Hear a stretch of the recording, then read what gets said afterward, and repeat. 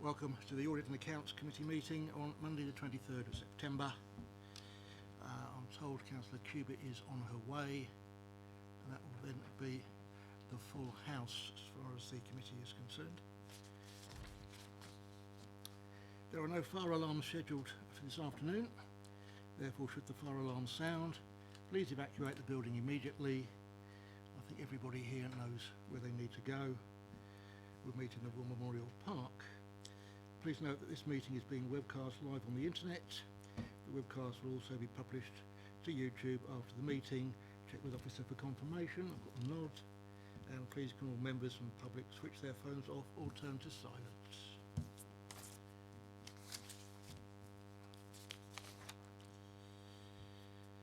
Apologies for absence and substitutions. I have apologies from Gavin James, who has other work commitments this afternoon.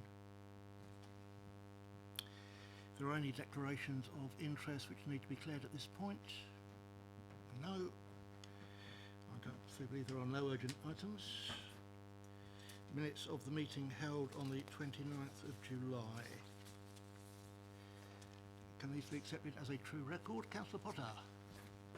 Chair, just to ask for your indulgence, if I may. I mean, you'll recall the discussion we had about the Manidown development project and the ownership of the land in question at the last meeting, and you will know, and I'm not going to go into the detail of this, that subsequently all of the committee were given supplementary information by way of an email, I think from Anne Greaves, and the confidential nature of that, of course, was stressed to us really, but simply I do think I'm entitled to say at this juncture that the point that I was making, and it was supported, I think, by Councillor Cubitt on the day, that Ernst Young's preliminary statement about the ownership of Manidown just was not right in the document they presented to us, and that was subsequently corrected so that it took account of the Manidown estate's interest in the project. Now, I don't know that's a correction to the minutes per se, but it is something I'm entitled, I think, to put on record that what I was saying, and more importantly, I'm sure Councillor Cubitt was saying, wasn't off the wall stuff, it was right, and that was subsequently confirmed, and I would want that to be acknowledged somewhere within the minutes of this meeting. You take my point, I think, do you? I take your point. I'll just ask Anne Greaves if she wants to comment on that change.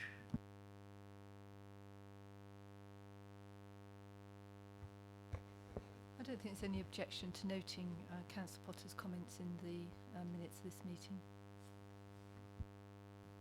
Those comments will be minuted. Thank you, Ellie. Right, anything else on accuracy? Okay.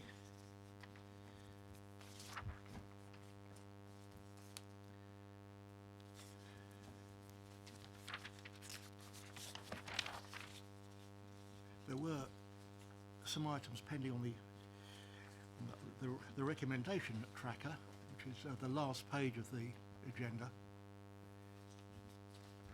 And I think all of those have been now covered.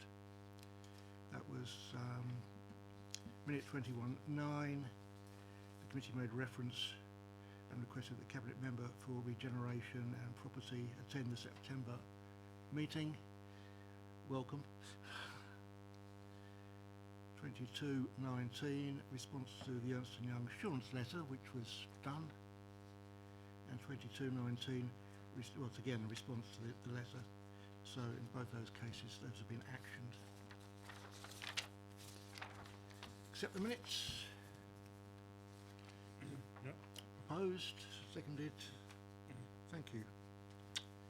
Agenda item 5, the Property Investment Strategy Annual Report for Q1. And we have the Officer, Charles Hawkswood, here to present. Thank you, Chair. So to summarise the Q1 2019 property investment strategy, I confirm that this quarter is broadly the same as the last quarter in that no new acquisitions have been secured.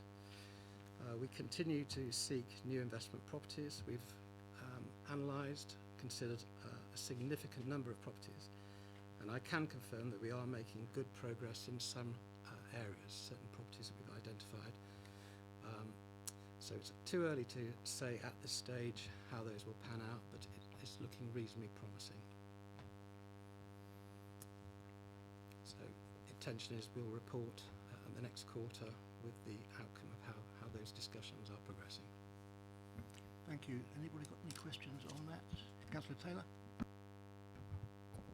Thank you, Chair. If I may sort of touch on the point that you were making there about continuing to look for investment opportunities. You just mentioned 1.7 of the report. I wonder if you could explain a little more about the types of properties that are being looked for. Are they predominantly office buildings, or do we try to be more imaginative? I mean, for example, you know, perhaps investing, you know, a prime example of being imaginative might have been to purchase the old post office building and turn it into something like an indoor market to liven up the old town. I mean, what kind of properties are we actually looking at that we're scrutinising, and also whether or not we can expect to receive updates about the additional 5 million to be added to this project in terms of recovering that, I'm assuming, from sale of other assets, whether we'll have an update on that, and really sort of what the situation is with respect to sort of understanding more. I mean, this is more a point for clarification. We get informed that a risk assessment's been undertaken, but not really any details about what that risk assessment shows. So that's sort of 3 points, really. Sorry about that. Give some good questions there, especially the one on the risk assessment, which is my favourite. Mr. Hawkswood. Right, in answer to your first question, type of property, what are we looking for? You mentioned about office buildings. We're looking at the full spectrum of property, whether it's commercial or residential. There have been a significant number of commercial properties we've looked at, but they are across a wide range of use classes. So there's retail, office, industrial, leisure. So it's covering the full spectrum. So in answer to your question, that's what we're looking at. There isn't one particular type of property that we're excluding. We are very cautious about high street retail for obvious reasons. There's never a day without further bad news being added to what's happening on the high street. So we're very cautious about high street retail, and we are cautious about other out-of-town retail, other retail which is out of town, retail warehousing and supermarkets. Even that sector's being affected, and there is a degree of what I consider to be saturation. So we have to be quite cautious about what we're requiring. Have we considered the post office? Yes, we did consider the post office. We attended the auction, not necessarily to make a bid, but we did consider it as an opportunity, and it was reported to SLT, and it was concluded that it was not considered to be suitable for a variety of reasons. So we ruled that out. In terms of what are we looking for, criteria, we have, in accordance with the property investment strategy, got a matrix that we work towards that sets out the criteria of investment we're looking for. So we have got a lot size that we are working for, and that was based on the £30 million that had been allocated. There was roughly £5 million or thereabouts remaining. So we've been looking for that type of a lot size. In terms of yield, we've been looking for a target yield of somewhere in the region between 6 and 8%. The current yield profile of all of the 4 acquisitions that have been acquired so far is just over 7%. I think it's probably closer closer to sort of 7.3%. So that's what the target is. We're looking for an income producing asset. And if we go back to the post office, what was offered there was broadly a lease that with 1 year remaining of income. Thereafter it would become vacant. So that's one of the reasons why we discounted that the level of income did not fit the matrix criteria that had been set out from the beginning. So that feeds into the aspect of risk assessment. The question really remains is which sector do we focus on? Again, we're looking at all sectors. We're looking for value for money primarily. And we can looking for an asset that will potentially increase in rental value. That's the primary objective. So there's a lot of opportunities out there. There's a lot of expensive opportunities out there. A lot of overpriced properties. And I think because of the uncertainty generally in the market, most vendors are holding on to their assets. And what tends to be released out in the market is generally average to poor quality. Occasionally you'll find a suitable property. And we have identified a few that we like, that fit the criteria, but we are being very cautious about what we acquire. It has to stand the test of going forward, that it is a good purchase and that we can we build into the evaluation process the potential downside of what may happen in the future. So that's what we'll continue to do. But it gives you an idea of how we go about assessing these individual properties that are put in front of us. Can you come back? Thank you for that full answer. In terms of expected yield, 6 to 8%, as you say, the market is a little bit fluffy at the minute, so that seems quite high expectation, and I appreciate we would want to have high expectations when we're dealing with public money. Are we placing that same expectation of a yield in terms of any residential investment we might make, and if so, I think it would be doomed to failure to ever look at anything that would be residential if we apply that kind of return on investment level. What about non-tangible benefits as well as the tangible benefits? You know, the benefits that come to the community through the investments that we make, you know, by regenerating in an area as well. I mean, is that not taken into account when we do those assessments or when we're scouting for opportunities?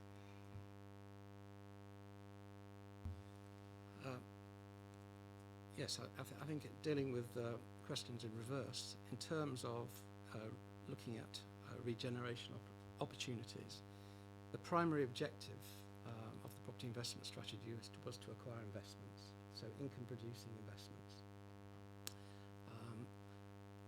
Within the portfolio, we are looking at some of our own assets that we can bring forward regeneration. But you know, as I say, to stay true to the objectives of the property investment strategy, we're looking to acquire income-producing assets. If that has a beneficial effect on an adjacent property, improving an area, then great. But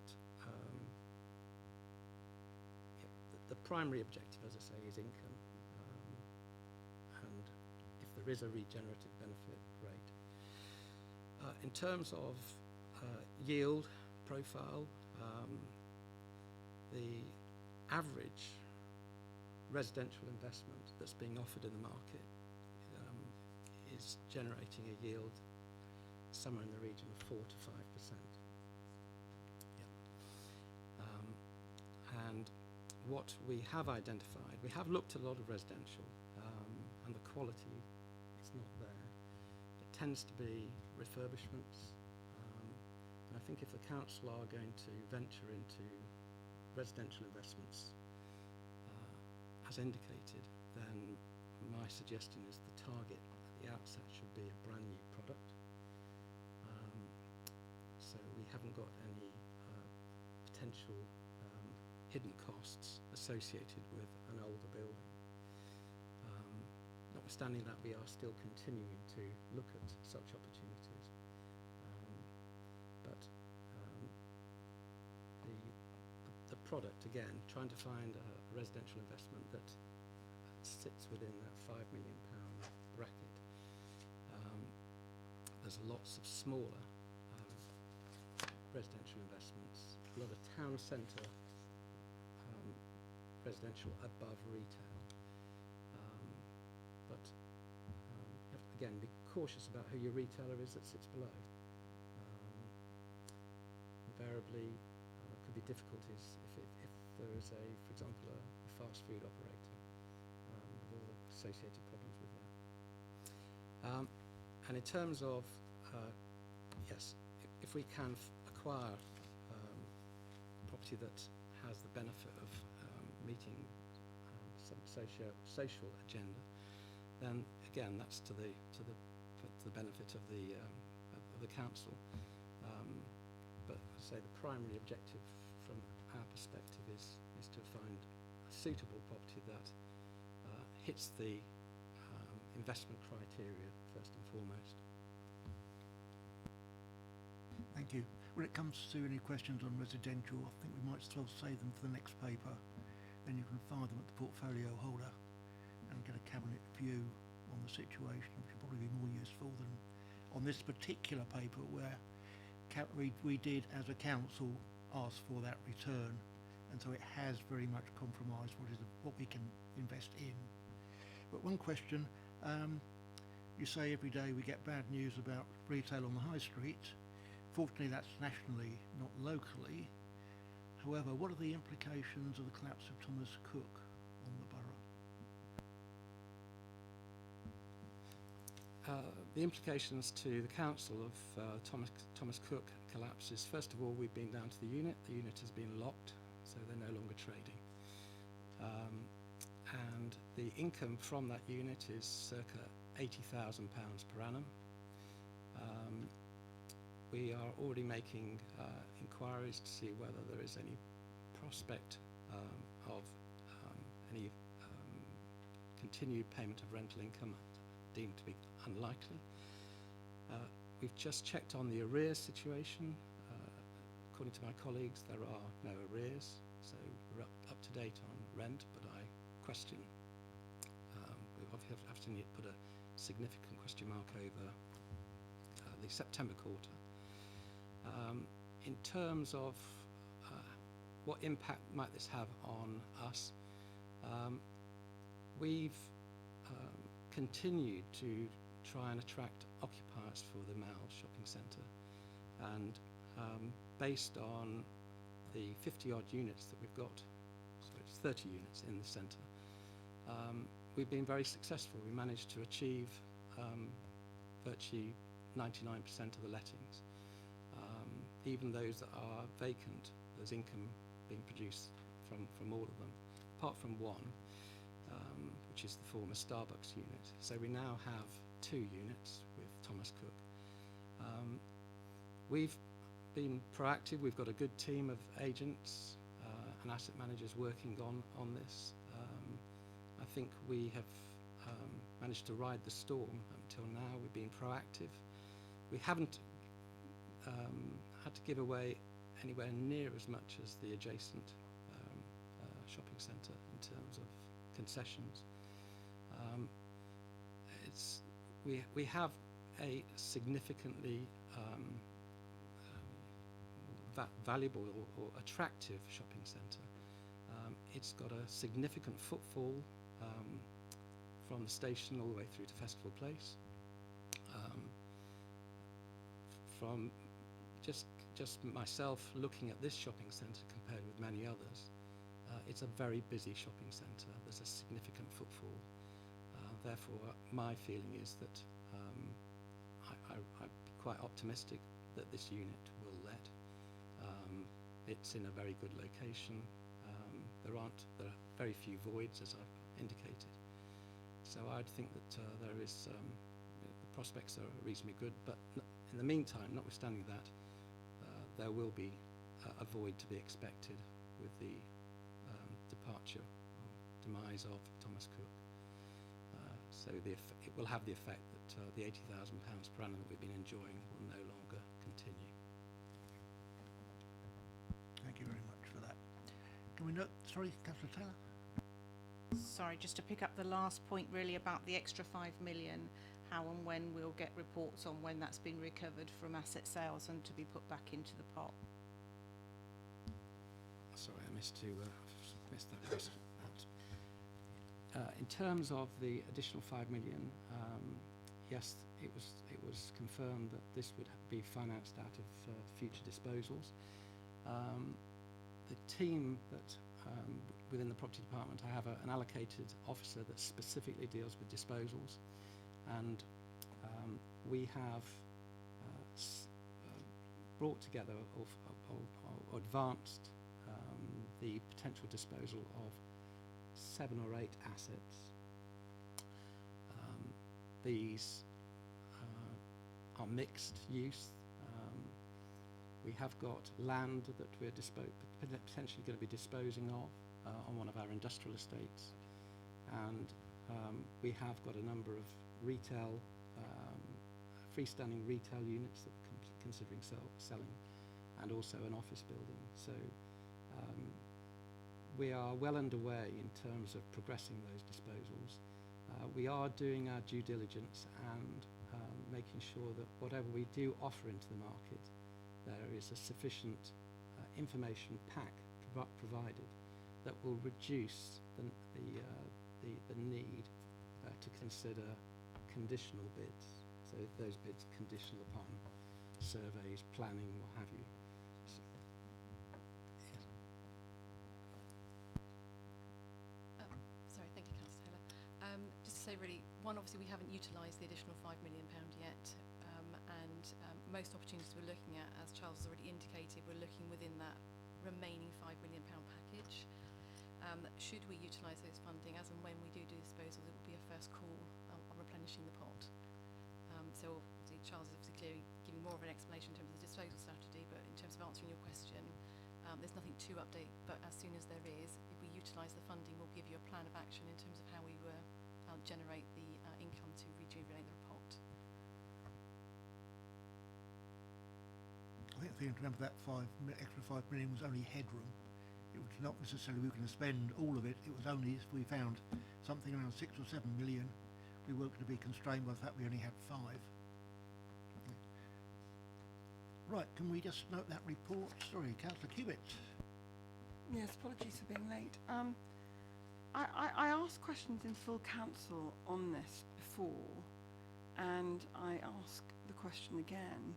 When the property investment strategy was put together in 2016 with a report from Cushman and Wakefield, the projected revenue increase as a result of the fund was 2.1 million by 2021, and it acknowledged that the underlying investment portfolio was valued at circa 240 with a projected revenue of 16.85, and that any additional revenue that we would be seeking from this 30 million would be 2.1 million. So I just wonder, when did the target get reduced and by whom to 1.7?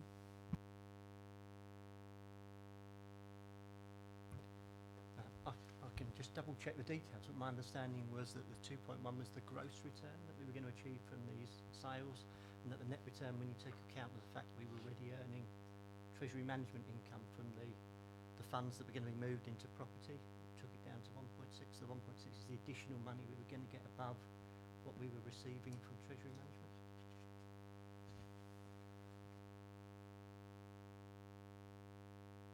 Thank you.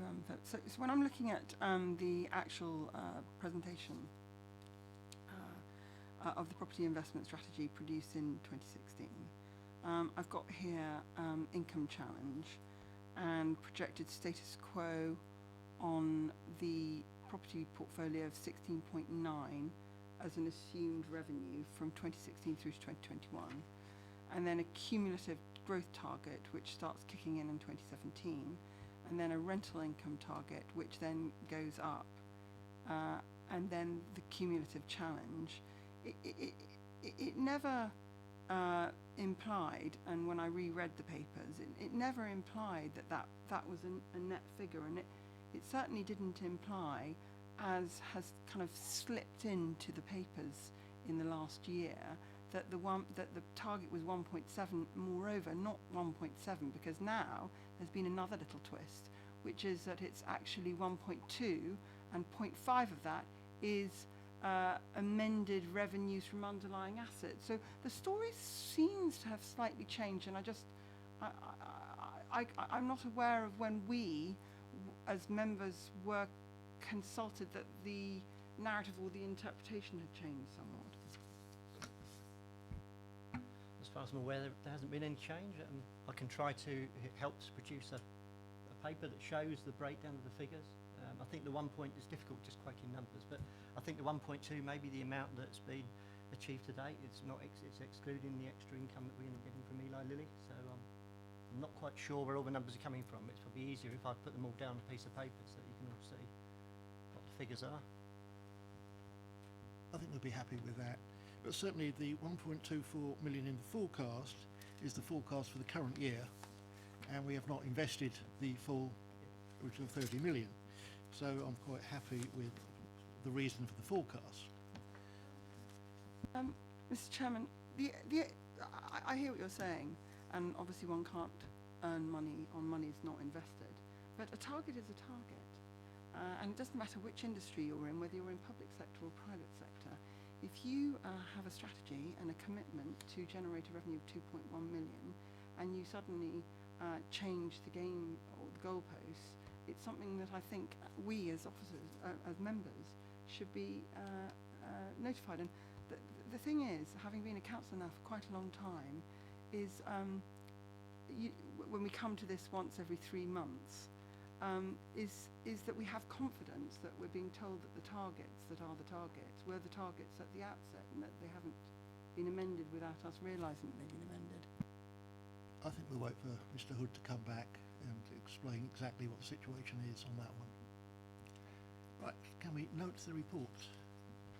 Thank you.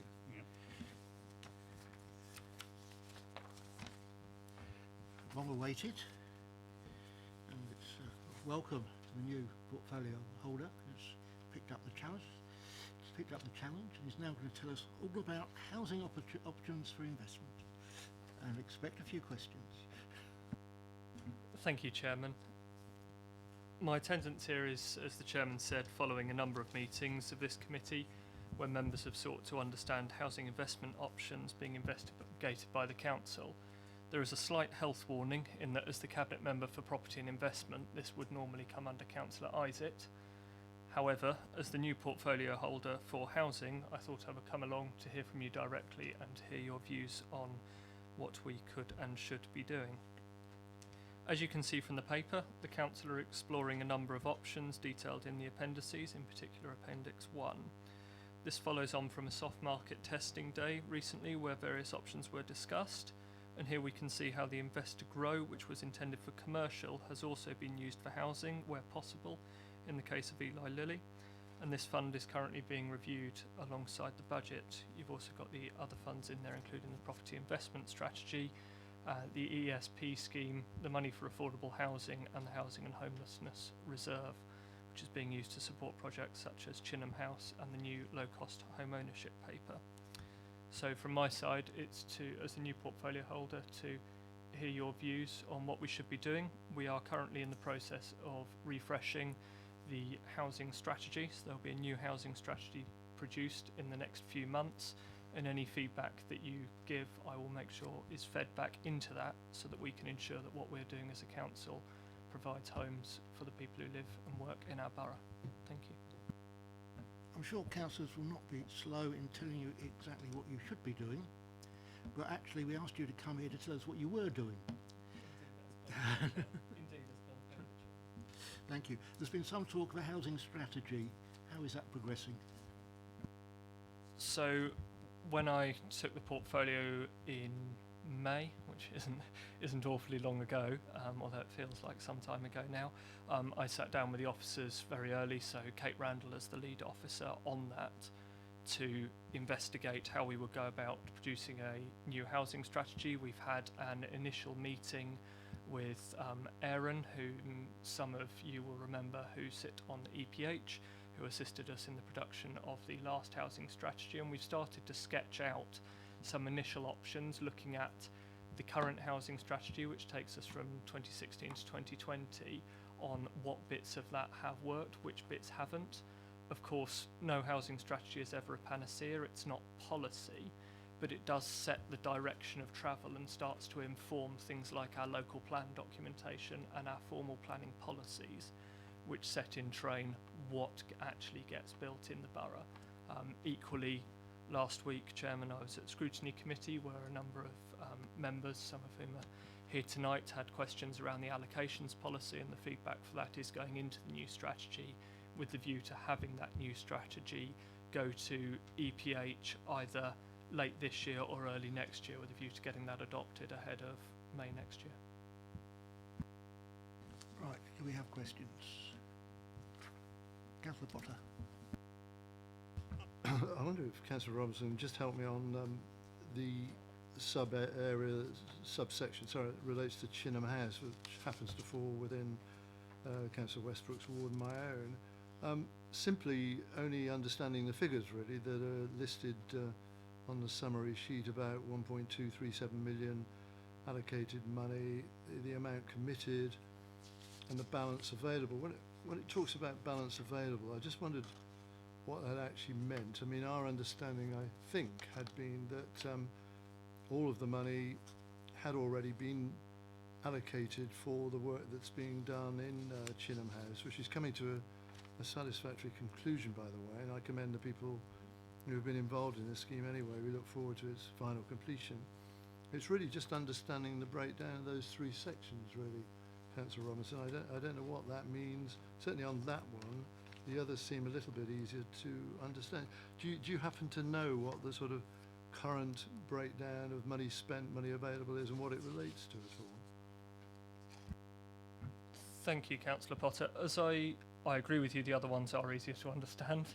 I might have to get an answer from officers for that on you. As I understand it, the amount of money, 1.237 million, is the amount in the Housing and Homelessness Reserve, and the amount committed in that is to the Chinham House project, and the amount supported on the balance available, I will have to seek an officer's view on that and get back to you. I agree, it seems odd when the project is nearing completion, as you say. We are aware, obviously, of other, I think, sort of initiatives that have been taken regarding funding, but my understanding has been that they weren't that great. And it's just a simple point, really. I'd expected, because we often quoted 1.25 million to people, for that to have been spent or clearly defined as being spent by now, really, because of the state of the contract, really. So it's simply that, really. I completely understand, and I'll get a answer from officers on that and revert back to you, or revert back to the committee. Councillor Harvey. Thanks, Chair. Can I ask the Cabinet Member in regard to page 19, and then it overlaps to page 20 on the property investment strategy? We were led to understand in previous meetings that there were 3 schemes that were being reviewed or examined in regard to specifically housing options that may well seek or may well have investment from such the fund. Do you know at what stage they are at? Are they still live? If so, should they have been in this report so that we could see them and understand them? If not, can we have information on them as the new portfolio holder? I think that would be helpful to understand what it is you're thinking about on those 3 schemes. Even if it's a pink paper, it would be useful to understand that. And then can I make a comment about Winkworth when you've had a chance to come back on that, if that's okay? Sorry, just for clarity, which 3 schemes specifically? There were 3 schemes that officers alluded to in regard to the property investment strategy that were allegedly being reviewed or looked at as a result of potential opportunities for investment. That was in a previous meeting when these matters were raised. we were looking for some detail on that. Obviously, it's not part of this paper. Perhaps it should have been. That aside, point made. Secondly, if it is available, even if it's on a pink paper, I think that would be useful to share with members so that we understand what it is that the fund could potentially be investing in. Sure. I mean, certainly with regards to the Investor Growth Fund, as I mentioned, that's currently being reviewed as part of the budget work that's ongoing. Equally, the component parts of the property and investment strategy are also coming out as part of the budget setting. But I think Phil is going to come in on that briefly. Mr. Hood, could you please come in on that? If I'm understanding correctly, there were some projects that have been looked at as part of the Investor Growth Fund. That was back in sort of between March and June time. But those ones, we had a report that came through on that in June, which said unfortunately none of those had progressed. So we're looking at some housing schemes. So I think it's Investor Grow rather than Property Investment Strategy. Yeah, there was detail in that report in June that explained what had happened with those different opportunities and why they've fallen down. So just to be clear, sorry, they have all fallen away. Yeah. Whilst I think you're absolutely correct, Philip, that there were definitely housing opportunities in the pipelines for the Investor Grow. I'm reading my papers for the 10th of December 2018, the Property Investment Strategy, and it specifically says, with regards to the current advanced pipeline, that there was a housing project estimated to deliver between 12 and 20 units within the borough, including an estimated 9 affordable units. Unless I'm misunderstanding that. That suggests housing over and above it. I mean, it obviously refers to commercial projects too. Yeah, there's two strands to it. I think the one that Councillor Harvey's talking about are the three that were being looked at as part of the Investor Grow though. I think it would help to have some clarity here because we've sat around this table, I know I have when I was previously on the committee, where you've had both funds referred to, housing schemes referred to from both funds. We don't know what state they were at, we don't know where they were at, and then reports have come forward to say some have fallen away and others are then not referred to. So I completely appreciate Councillor Cubitt's point and agree with it. It would be helpful to have some clarity if there are any housing schemes left on the go, because that in itself is a fairly important statement from the council. Well, there's a couple of questions there. One I should ask Mr. Hawkswood. Are there currently any housing schemes in the pipeline being looked at in terms of the property investment strategy?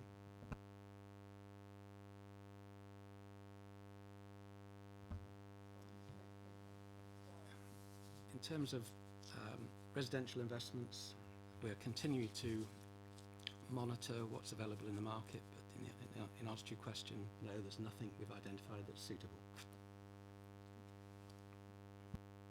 And under Investor Grow, which is currently at a complete standstill, I assume there's nothing there at the moment either. Hope that answers your question.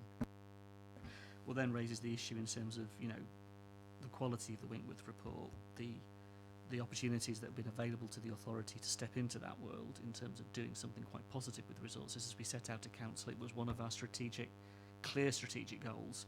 I'm concerned at that. I'm concerned that everything has fallen away. And then you have, as part of this report, some really positive, some really good suggestions being made about how this authority, like many other authorities, could intervene in the housing market, make significant returns to this authority and produce housing that would be of quality and benefit to many different kinds of residents and all the issues that they face. And I've got to be fair just to say, Chair, I am very disappointed that we are now at this stage, at this end of both of those funds, and there's nothing there. The answer is no. I'm sure the Cabinet member will take that away, but it's what you do with it. And maybe it's not what you do with it, it's what your colleague does with it, in the sense that it's not directly your portfolio, but it does impact your Cabinet portfolio. I think the importance is that we have a decent housing strategy with a decent budget attached to it, and it's going to be specific to housing. I think that is something as a council we need to be looking at. If that's a criticism of the existing strategy, then that's an interesting point you make, Chair. It's not a criticism of existing strategy, I'm talking about the strategy yet to come. Councillor Cubitt.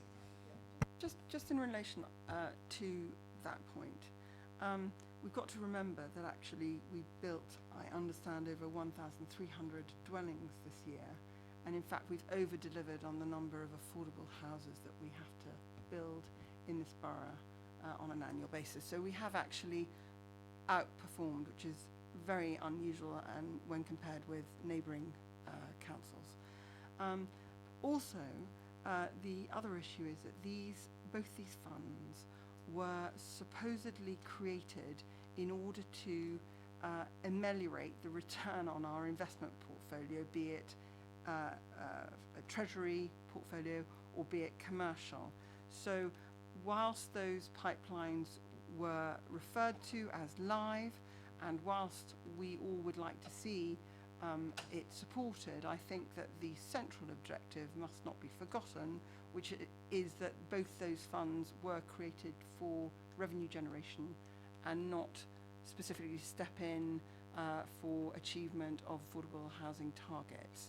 And where supporting Resi provided both objectives, i.e. meeting the revenue that we were desperately chasing because interest rates are at historic lows, that's great because it's a symbiotic relationship, but not to actively go out and then fail to hit our revenue target, which I thought was 2.1 as per the original paper, and go into residential projects per se, because those two objectives were different.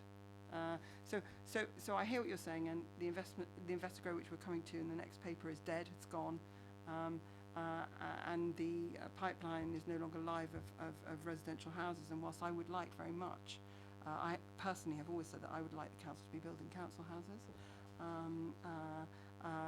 I think we shouldn't confuse the objectives of these two funds. Right, Councillor Robinson. Thank you. Just to provide a bit of reassurance, I guess, on those 2 points, I think one of the things worth bearing in mind is in May we had a significant political change in that we had a new leader of the council, we've had a new cabinet, and as a result a number of schemes are being looked at. We're currently over the summer the cabinet have currently began the work on the budget process, and that work is ongoing, and that's about making sure that the various funds that the council have got invested are doing the right things in the right way at the right time, and that isn't the case for all of them necessarily. And I share members' disappointment that a number of schemes that have been previously talked about have fallen away, because that's not good news, and we do need a pipeline of good schemes to come together. But I think what's really important, to take Councillor Cubitt's point, is that we're clear about what we want schemes to deliver.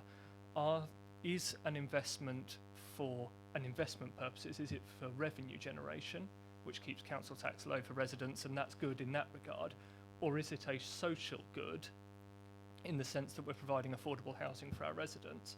It tends to be one or the other. There are opportunities where you can do both, and absolutely we should look to do those, but it does tend to be one or the other. So I think that's something really important that I will take on board as portfolio holder, and we will take on board as a cabinet, to make sure that we're looking at the various different things that we can do. And also to pick up on Councillor Cubitt's point, it is good news that the affordable housing delivery figures for last year, the target is 300 units, and last year there were 414 delivered, which is good news for people who need those type of properties. Councillor Harvey, you were waiting. Oh, thank you. I mean, I appreciate that, because nearly 360 of them are in my ward. So I know where they're coming from, personally, on two schemes that we've had tremendous involvement with, as members will appreciate. And a lot of them were around socially rented, but that's a different debate for a different time and a different place. I think the point, and I want to agree with Councillor Cubitt here, and this is perhaps a lesson that we could learn in regard of this, I think the coalescence of policy and priorities is really important. Where we have an objective to create revenue, completely agree with that. And where there is an objective in the authority where that perhaps can quite happily coordinate with, can quite happily run alongside with, we should be seeking to take those opportunities. Now, if we want to produce product as an authority, be it through ourselves or through some other form, be it a housing company, whatever the options you're looking at in here, and that goes with the investment strategy or the property strategy, and we're going to make money on that, great. The social good of that is something we should embrace. So I'd like to encourage the cabinet, if that is the direction you're going in, that's great. Let's see about these policies really working alongside each other, and do far more work on that front. We did say before, and colleagues have argued this, and I respected that at the time, that we were overexposing ourselves to the commercial market on the basis that as a portfolio we did seem to be quite siloed, and that left us very narrow in terms of our approach.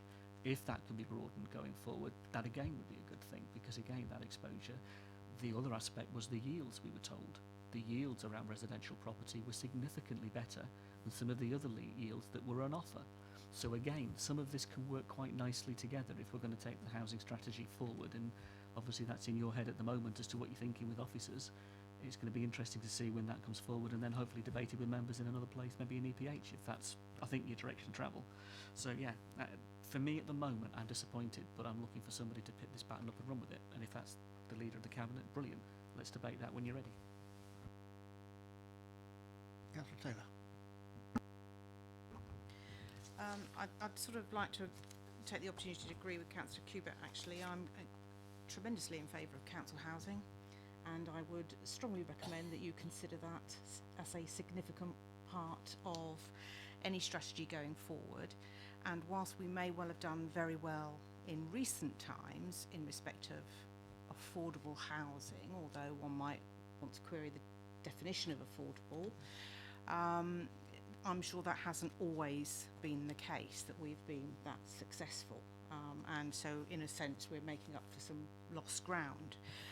So I would recommend to you the prospect of council housing, and that for serious consideration. In some of your analysis and ideas for the sort of soft market testing that came through, there were some pretty good ideas, I thought, there worth looking at, and that could very easily have gone hand in hand with some of the schemes that we've had before, like using small, hitherto unusable sites. Now, the reason why that fund has stopped and not been successful is because it wasn't especially, and we're not especially, fleet of foot, and I think that's something that needs to be considered also in developing a strategy in terms of thinking about its implementation. So I think there are some good ideas here. I'd like to actually express my distaste significantly for container living, and I would hope that that would never, ever feature in a housing strategy in Basingstoke. Thank you. Councillor Wilson. Thank you, Chairman, and thank you, Councillor Taylor. I share your concern about the terminology of affordable housing. It can mean many different things to many different people, and that's something which I think that there's a job there for another time. Container living, this is a outcome of a soft market testing exercise where lots of ideas were put forward. That is not to say that all of the ideas in there will be taken forward, and I think there's that reassurance there, if that's helpful. The point about council housing, I know Councillor Cubitt feels incredibly strongly about this. I've been having conversations with her about this, not with 10 years for me, probably 5 years with me, Councillor Cubitt. But yes, we've been having those conversations and looking at the way that other authorities do that, you know, whether that's through a council-owned company, whether that's directly, quite how that interacts and what the benefits of doing things in different ways are, and that's certainly something that we're looking at. Mr. Cubitt. Yes, so again, I agree that in the soft testing there's some interesting things that came out. In terms of projected affordable housing, you're right that sometimes we don't hit the targets, but it is directly related to the number of builds, and every single time we have a local plan, what happens is the developers take their foot off the accelerator before the local plan is bedded down. As soon as it's signed, they put their foot smack on the accelerator, and suddenly our housing goes up to over 1,300. Exactly the same thing happened last time. So what you see is, I reckon we're going to see 3, 4, 5 years of us delivering way more than the numbers that we actually have to deliver in terms of affordable housing. I'm only saying that because anecdotally that's what happened last time, and it looks from the trajectory on the annual monitoring report of the builds that are going to come through that's going to happen again. So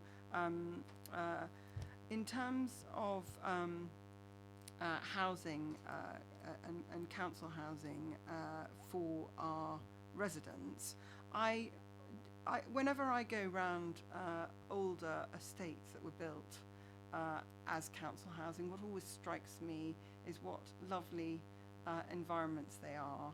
And I find it very sad that we seem to allow the builders of today to be allowed to build houses that are less well designed for our residents today than they were in the 50s when we were a poorer country. And my one take home is that I think we should look at what we used to build and try and mirror that, because whenever I'm in them, I think, gosh, that's a lovely community. The other thing is that whilst Councillor Taylor's said we don't want to see container living, there's a big article in the newspaper today, I'm sure a number of you might have read it, about modular building, and I think that's going to be very interesting going forward. It seems to be something that's mirrored across the whole of the Western world and makes for building to be much cheaper.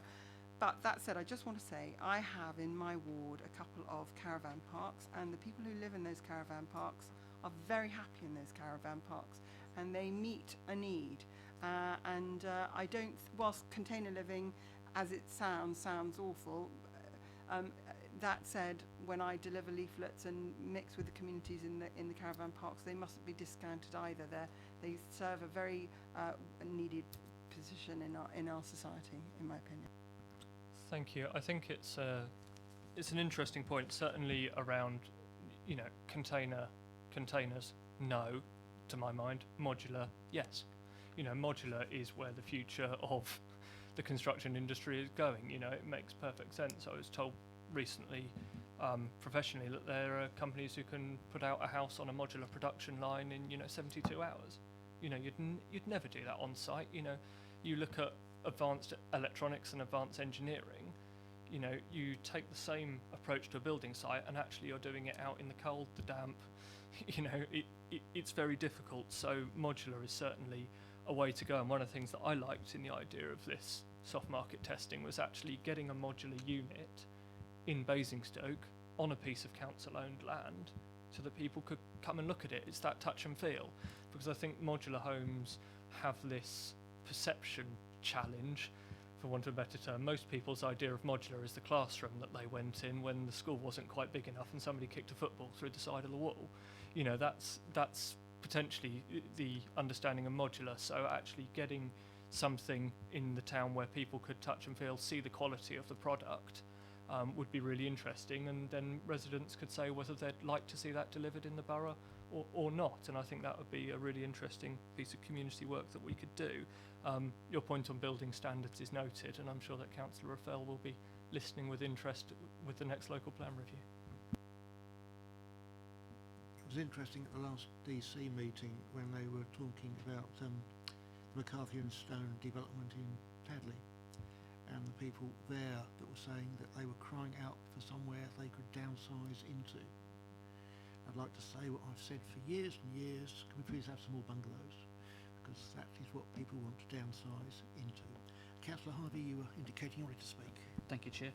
And on that matter, I shan't be drawn as a member of the DC committee, seeing as that will be coming back to us. You wouldn't expect me to do that. Can I just say to the cabinet member, it might be worth looking at this borough's history in that regard, because we've actually done modular design and done it incredibly successfully. We did it on the Oakridge Village and we did it on Bishop's Green, and we were one of the pioneering councils at that stage doing it. And the impact it had on this council was our investment, because we took a capital receipt and we reinvested it in the land and the production of the housing to double the density. We doubled the density, reduced people's fuel bills by nearly 70% as a result of what we did alongside modular housing. It was the strangest thing in the world to see bathrooms and rooms, literally made rooms, moved in on a crane and moved into the fabric of the building as they did it house by house by house. So we won European awards for that, we won local housing awards for that. As an authority, we led the way in that. So there's some really good practice that we could draw on as an authority in regard to what you're saying. And I think, yes, that for me is modular design. Modular design is not half a dozen crates stuck on top of each other, as some London authorities have done, which doesn't really lead to quality. And I think that's different to what Councillor Cubitt is saying, where trailer parks like Atwood Park are very, very popular, and people do choose to live in those areas and they love them. And so no comparisons should be drawn, I don't think. Thank you. Councillor Vokes. Thank you, Chair. I just wondered if Councillor Robinson could expand a little bit more on the existing satisfactory purchases element of that appendix that we've spent a lot of time on, where it talks about 2.5 million invested in local housing with the housing association. Just expand a bit, particularly is that giving us the return that we were seeking, our 6 to 8%, because that looks very interesting if it is. And then what is happening with the market testing, the soft market testing stuff? Where is that going from this report? What's its next destination? Particularly interested in the aspect thing that was at the end around housing associations and councils working together. Thank you. Thank you. I'm going to wish that I brought a housing officer along with me now to talk about ESPs. I'll do my best.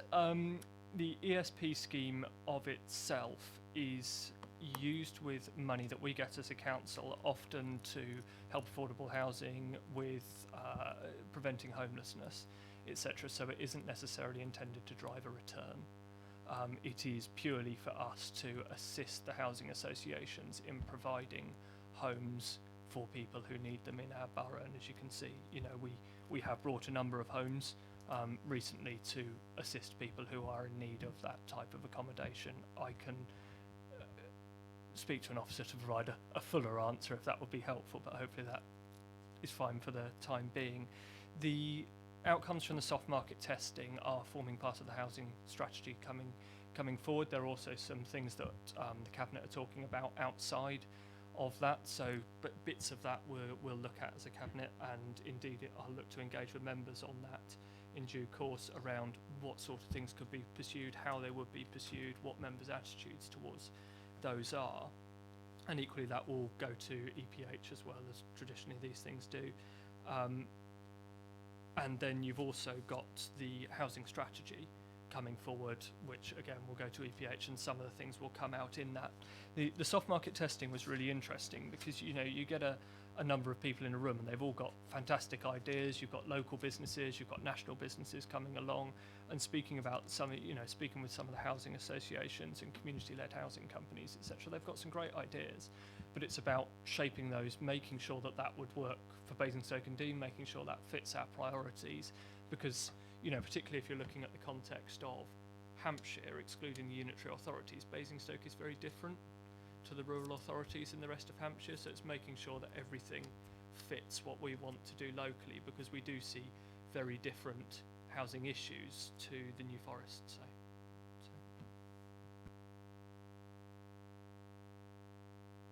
Right. Thank you very much, Councillor. That was a very useful session. The paper was for information, so we just need to note it, but I'm sure Councillor Hewitt. Let me also say thank you to the Cabinet member for coming, because we in this committee very rarely see a Cabinet member. You're welcome to come any time.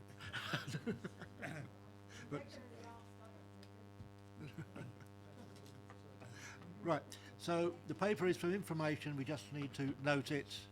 Noted. Thank you very much. And before we get completely away from the subject of housing, the Investor Grow Fund, where is it now?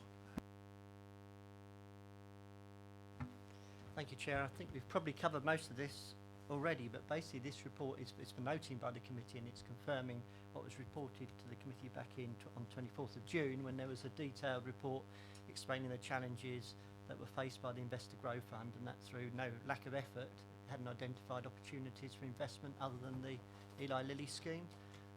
Following that meeting, we've given notice to the fund manager, so the scheme has now been stopped, and we're looking at the future of the funding that was invested in the scheme as part of the budget process, so they'll be included in the report that come back to Cabinet in February. Councillor Hewitt. Thank you. Very briefly, the original objective of the Investor Grow Fund strategy was that it was a short-term investment in order to pump prime. So with normal pump priming, I would anticipate that the Eli Lilly divestment needs to happen in the near term, and I'm just wondering what the near term is, because initially I think we were supposed to pump prime in out for 2 years max. Just to clarify, yeah, the Eli Lilly deal has been agreed, so that will continue. So the council will provide, through the Investor Grow Fund, the funding during the development stage. Once it's built, it will then be purchased by the Investor Grow Fund. So not by the Property Investment Strategy. So that will commit about £10 million of the Property Investment Strategy funds. So whilst it's being built, approximately 9 million is being funded from the Investor Grow Fund. Once it's completed, the Property Investment Strategy will then buy the building with a similar amount of money which it currently has available.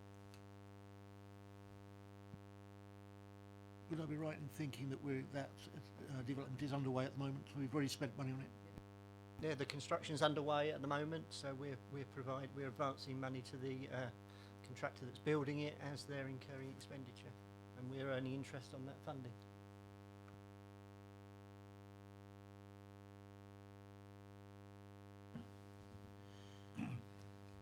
Thank you, Chair. Yeah, I just wanted to make one observation comment. I mean, we're going back 4 or 5 years when this committee was criticising, not unpleasantly, we'd got 192 million in cash, and it was doing 1.6%. We said, what on earth can we do, because it's just eroding away. And from those debates, this is where the Investment to Grow Fund and the Property Investment Strategy came. And they were very much based on the fact we wanted to get a significant return over and above 1.6%. Anything else was ancillary to generating funds. And the importance of that can be seen. I was on holiday in Scotland in August, and very sadly, went to the Tourist Information Office and came out with the financial plans for 2 of the district councils. And I think they looked at me rather peculiarly, or even worse, as I read them. And it was amazing that those district councils in Scotland, 80% of their funding comes from government funds, and 20% comes from council tax. And you look at what we're looking at here, and the importance of generating income from the investments comes home to you, because we don't get any government funding. So that's the position that we're in. I'd just like to conclude by saying I congratulate the officers and the council for having the courage to can this at this stage, because it's so easy to hold on to a strategy for dear life and not admit that it's going nowhere. So I think the fact that we've left the money in the existing Treasury management system, canned it, pulled out, I think that's very commendable. Well, that's the first time I've heard officers congratulated for not doing something. Councillor Cubitt. I have to say, I'm obviously being really unintelligent, because I hadn't appreciated that the takeout of the Investor Grow for Eli Lilly and the Investor Grow was the property investment strategy. And whenever we talk about the property investment strategy, we always cite the Eli Lilly, and I didn't realise that they were the same 8 million. So that was very thick of me. But what that does mean is that have we double counted revenue here in terms of what we've generated? Because if it, what's the timeline of this? Because we were only ever supposed to be in any pump priming for 2 years max. When will we be taken out of the Investor Grow and then put into the property investment strategy? Because we're reporting our exposure in the property investment and including the 8 million, and then we're saying the Investor Grow we've got 8 million. I think the answer to that is when the building is finished.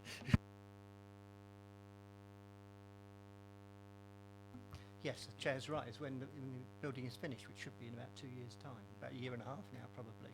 So we're not double counting. We're receiving interest, which goes to the Investor Grow Fund from the advanced funding, and then once it's let to Eli Lilly, we then start getting rent income, which is included in the property investment strategy funding. And that's why the property investment strategy funding has got a long-term target. But that means that, because we always talk about the 30 million of the property investment monies as being 24 million, but it's not. It's 16 million because the other 8 million, which I hadn't ever appreciated was the same 8 million, actually doesn't kick in until the investor grows closed. So we can't be earning anything on the 8.9 allocation in the property investment strategy. No, we're not, and that's quite clear in the previous paper on the property investment strategy. The appendix shows just the current investment, so it shows 16 million of current investment. It doesn't include Eli Lilly. The fund has committed to buying Eli Lilly, but hasn't actually spent its money on that. So when the building's finished, the property investment strategy will then have a further investment in Eli Lilly, which will take it up to 25 million, which leaves the balance of 5 that we've been talking about. But the money is committed, so it's sitting, earning 1.5% thereabouts at the moment in the Treasury management.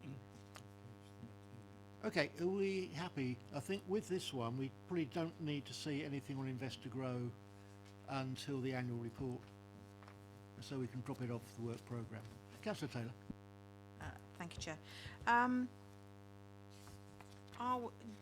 Are we thinking of what we might do alternatively with this? I mean, I'm thinking about, is there the prospect of setting up something like a green fund where we help local businesses, with low cost loans to make the transition, in the light of our commitment to a climate emergency, local taxi companies, for example, to change their vehicles or something like this, where short-term loans might be needed. Is there the opportunity to think about how we would do that? Well, certainly Cabinet are doing exactly that at the moment, deciding exactly how that money should be reallocated. So it's not really for this committee now. But certainly pitch in at Cabinet level and tell them your thoughts about how that money could be spent. Okay, note the report. Thank you.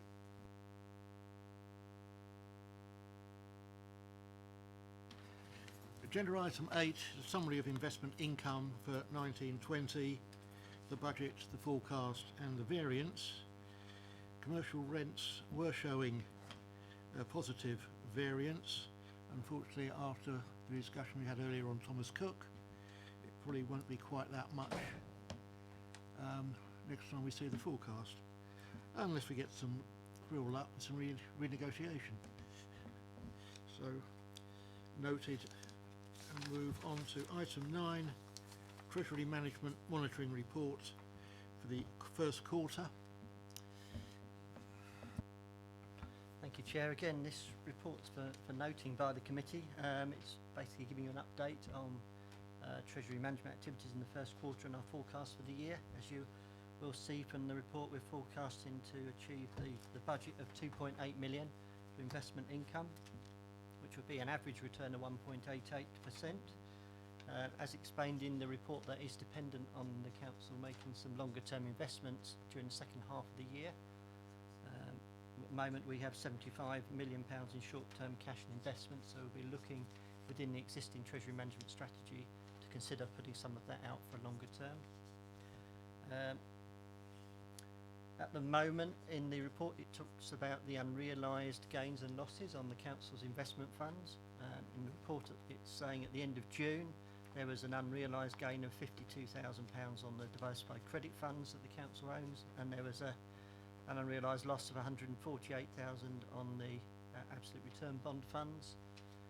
I've got some updated numbers for the end of August, and the combined position at the moment is there's an unrealised loss of 15,000, so that's considerably better. So before we had, as per this report, an unrealised loss of about 100,000. It's now gone down to 15,000. So, but it shows the volatility that's there that the council has to accept by going into those types of investments that do give us a better return than short-term cash. We get about 3%, something on that from diversified credit funds, but you have to accept some more volatility as part of that. The report also has some benchmarking. So you can see that the council is, particularly with its internal investments, continuing to get a good return with a relatively low level of risk. And on the external investments that we have a low level of risk again and a sort of medium to low level of return, but that's because those investments we have there are in sort of low volatility areas. We don't at the moment invest any money into equity funds, which is where the high risk, high return would be when you compare us with other councils. Any questions? Thank you. Well, I'll certainly kick off, and certainly risk is one of the items which would concern me, because we are in a very volatile situation economically at the moment, with the chance of yet another reduction in base rate, which would affect our short-term and liquidity earnings, which would certainly, as they are a big chunk of our treasury management these days, have an effect on the overall earnings. Risk management, we're lucky in that we have actually got the risk register in this report, but as a rule we wouldn't, and it would be interesting to see exactly what the risks that have been identified were and how they were proposed to be mitigated. So if you could comment on that, I'd appreciate it. Well, we have there's a number of different types of risks which Treasury Management has. So the liquidity is one of the main areas that we have to manage. So we need to make sure that we have got enough cash available to meet our spend requirements. So you can therefore see that in the risk indicators in the table 4, there's a whole series of measures there which look at how strong the credit rating is of our investments. So what's the strength of the other people that we're investing with? How likely are we to get our funds back? What's our exposure to short-term changes in interest rates? And I'll say, what's the risk that we might not be to have enough cash, liquidity that we need to fund our future spend plans? So we need to take a balanced approach over all those different areas. So the council therefore invests in different areas. We have a diversified approach. We have some money that is in shorter term cash. We have some money that's in managed funds.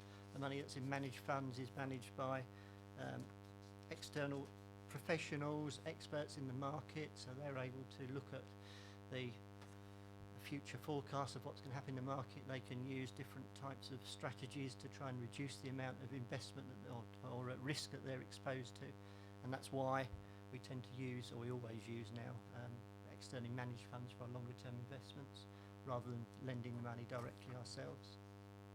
So I don't know if that's answered the question, but there's a whole range of treasury management covering risks. There are indeed a whole range of treasury management risks, but certainly the one that would worry me most would be the risk on income, because that does fund the council's activities. And I know in the short term we can rely on reserves to fund us, to take us through. But as we said upteen times, you can only use your reserves once, and then they're gone. Any other questions? Councillor Potter? Thank you, Chair. I know little about this in truth, but I just want, when we have fixed term investments which are due to mature, and there is reference to this, I mean, in terms of the volatility of the market, is there ever any scope for those continuing by agreement rather than having to be reinvested? Or is there, I mean, is that a silly question in the sense there's an obligation presumably to reinvest rather than just to consolidate and stabilise? I just wondered really, because obviously it is a silly question in that when you've got a 10-year bond, all you can do at the end of those 10 years is reinvest it in another bond. It just comes to the end of its normal life. And finding investment opportunities now, which are as good as they were 10 years ago, so we have a problem. again, silly question, but so a fixed term can't in any way be extended because it's a fixed term. That's the simple answer of it. Thank you. Councillor Vokes? Thank you, Chair. Just going back to chart 4, which has benchmarks, which is very helpful. There's actually there's two of them, isn't it? Two benchmark things there, chart 4 and chart 5, which are very interesting in themselves, and there's an explanation about chart 5 why we're a bit of an outlier there. But how do we benchmark on the amounts of investment in these areas? These are talking about low risk, high return, so they're risk return types, but I'm not sure that they also benchmark the values that we're investing in these funds. Have we benchmarked that as well? Well, in short, this benchmarking doesn't cover the value, so it's looking at each of the councils, how much money they've got invested and what things they've got it invested in, what the return is that they're producing. So this council is going to have probably a much higher level of investments than most other district councils will have. So and it's all going to depend on the council's own decisions that they've made as to how they're going to invest their funds. And the more money you put into property, the less money, for example, you're going to have involved in cash funds. So it'd be very difficult to try and do any sort of benchmarking on pure values, but what you can do is look at the makeup of how much money you are investing and looking to see what strategies are you're using, how risky those are and what the returns are that you're getting from them. Just to follow up on that then, because come up kind of one of the purposes of my asking that is that the amount of risk and return ratio you're going to take will be influenced by how much you are risking, if you like. To put it in accessible terms, from my perspective, is your risk is going to be affected by your exposure. So that also, I would say, would be a reflection of where you fall in these particular benchmarking issues. So, thanks. I think one thing to remember with the benchmarking is it's not every council that we benchmark against, it's only those for which we have information. So, and also as a council we are very fortunate in having very large liquid reserves. A lot of councils do have to borrow, as we've seen, although I think we've now liquidated all our local authority bonds. We have in the past lent money to other councils. Does anybody else want to raise anything on this one? Okay, note the report. Thank you.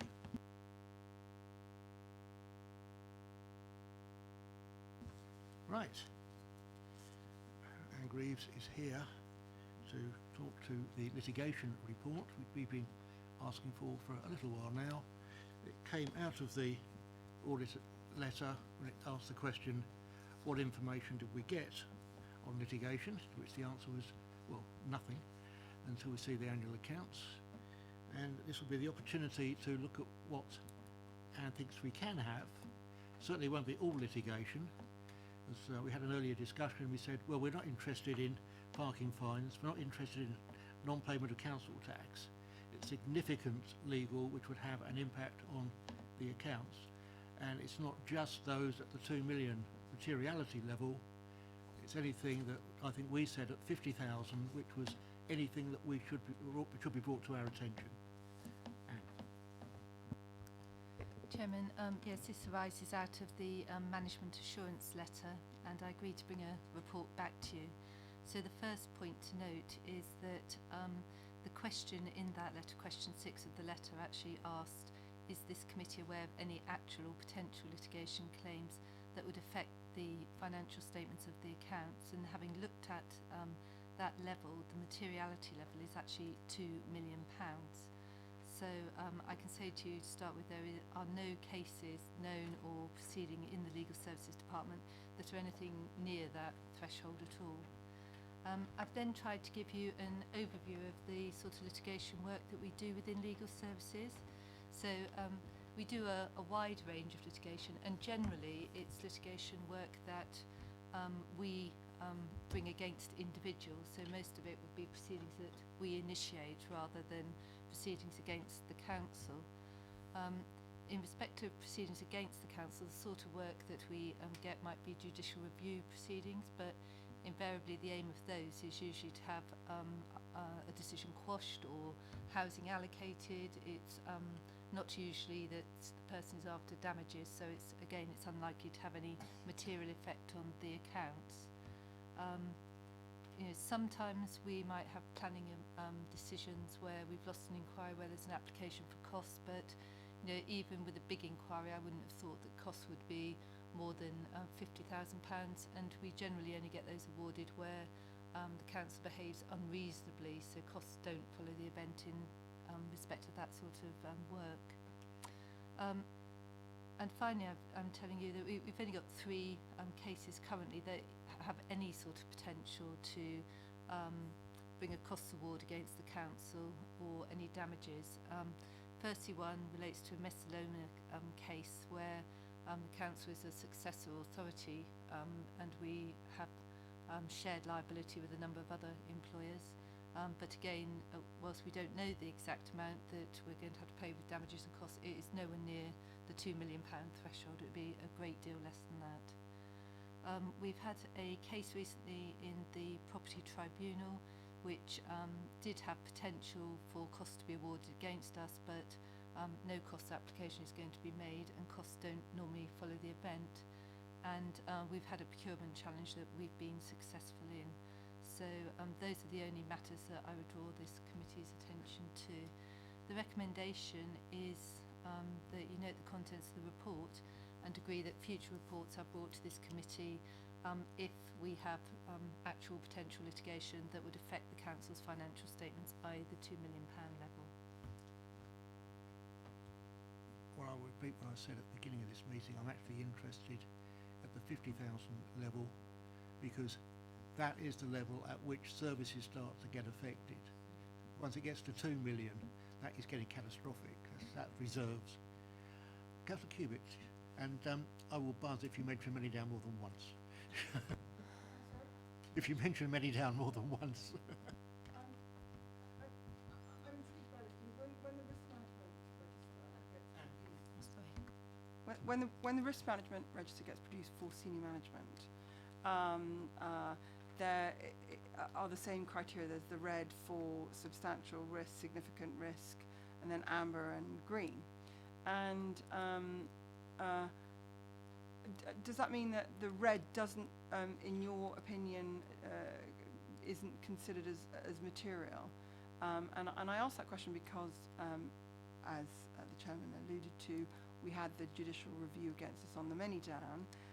We've had the procurement one on the ice rink, and I think we've got another one at the moment, or we've just lost another one. Where's the difference between your definition of materiality and senior management considering it as a really serious red risk? I think the point is that we're considering materiality in relation to the accounts, and it was from the auditors, so it's the level of significance in the accounts. So we're only looking at financial risk. That is the purpose of that question in the accounts. We're not looking at overall corporate risk of litigation failing, for instance, or things going wrong within projects, for instance. You are looking purely at the financial effects at this committee. I have to say that I fundamentally disagree with you, Anne. Certainly when we had our training with the auditors, it was not merely about the financial impacts and your definition of 2 million. And certainly I consider my duty on this committee is not exclusively to do with financial impacts. It's to do with the whole kit and caboodle of the runnings of this council. So I don't understand why you've limited your definition to matters arising that are relevant to our committee being exclusively and solely on financial matters. Because the issue came up in relation to question 6 on the assurance letter, and that asked, is the committee aware of any potential actual litigation or claims that would affect the financial statements? And then the definition of what would affect the financial statement actually came in the Ernst & Young report that they brought to this committee in March of this year, and that defines materiality at just over £2 million. It's very bizarre. Before everybody jumps in, I'd just like to say that as a committee, I think we should be asking at the lower level of materiality at which we ask the auditors to report to us. It's not a material item, it's a non-adjusted item, but we ought to know about it. Councillor Cubitt. I absolutely agree with you, Chairman. And the thing is that when we have the report from our auditors, they have to refer anomalies, and the anomalies threshold is, I think, £20,000. So is it 20,000 or 50,000? I'm not sure. We asked the auditors specifically to report any items unadjusted at the 50,000 level. That is a request from this committee. So I think it's two slightly different issues here. So there is the request that you've now made clear to the external auditors that you want to understand any material changes that they're requesting over 50,000. So anything that's within the accounts that they find, I maybe before my time, but obviously we've now clarified with them that in future that's what you want to know about. This is a slightly different issue. That this is to do with litigations. So what you were talking to them about was if they're auditing the accounts and they find something that over £50,000 that needed adjusting, you want to know about it. This is not necessarily about adjusting. This is about what's included in the accounts, limited to litigation. So I think it's a different question. Two issues here. One is the question in the Ernst & Young letter, which said, does it affect the accounts? The other one is, what do we actually want to know? Councillor Potter. I mean, I do realise it makes a little bit more work for officers on a regular basis, but I think in terms of my recollection of the conversations was it isn't just, if you like, those straightforward areas, it's wanting to be in the loop as an audit and accounts committee. All sorts of areas come into play, the potential reputational damage to the council as well, and in a sense an obligation and a necessity for us to be informed regularly about things which are in the pipeline. And I think it was that as much as anything really, wasn't it, in regard to this general area of litigation or potential litigation. And I don't think it would be massively, well, I hope it wouldn't, massively a problem for officers just to give us that regular update really, which is what we were seeking, I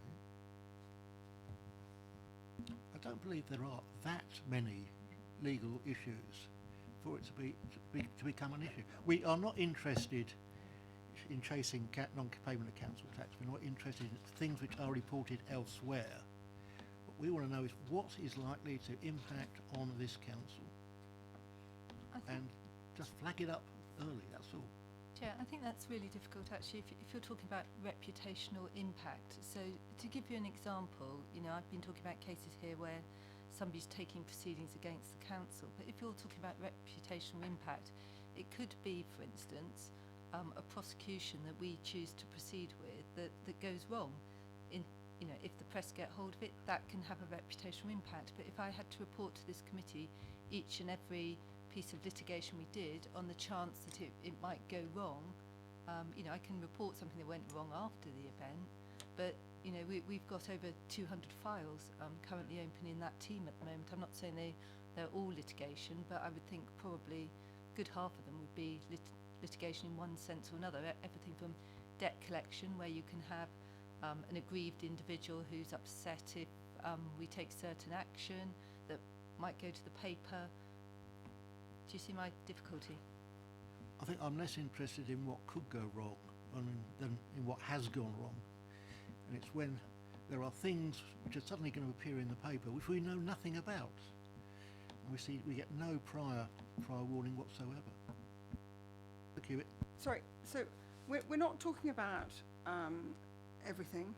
We were always, as far as I was aware, talking about those significant, identified red lights flashing at SLT that we are not privy to, that we believe as auditors, as members of the audit committee, we should be privy to. And I think we were quite clear that we'd be very happy for them to be on pink papers, but that if SLT was taking a decision to run a risk that was flashing a red light, that we should know about it. And I'll tell you why the context is relevant. And it makes a nonsense of everything else we do if we spend our time in this committee or in the performance committee discussing ad nauseum red lights flashing on car parking charges, right? That's not what we're about. We are a proper committee of serious members who have a responsibility to our tax-paying residents, and it is not for us to be sent down rabbit holes discussing red lights flashing on car park charging, but not to be permitted to know that actually we're running a risk on a £300 million project because it's not deemed to be relevant to our committee. I'm sorry, I don't accept that. And you're trying to limit it to the financial, in my opinion, also is not acceptable, because why is it that we are then scurried down rabbit holes to discuss information technology red light flashing, but we are not considered important enough to be notified of the fact that we have a procurement problem on some really sizable projects, which I have always maintained, and this is not new news, that we as a council are punching way above our weight, and it is highly unusual for councils to be undertaking 2, 3, 4 billion pound projects, and for us as audit committee to only be told about red risks on car parking or cemetery risk, but not to be considered to be told about red risk flashing on procurement projects of 1.4 billion makes a mockery of the purpose of this committee, in my opinion.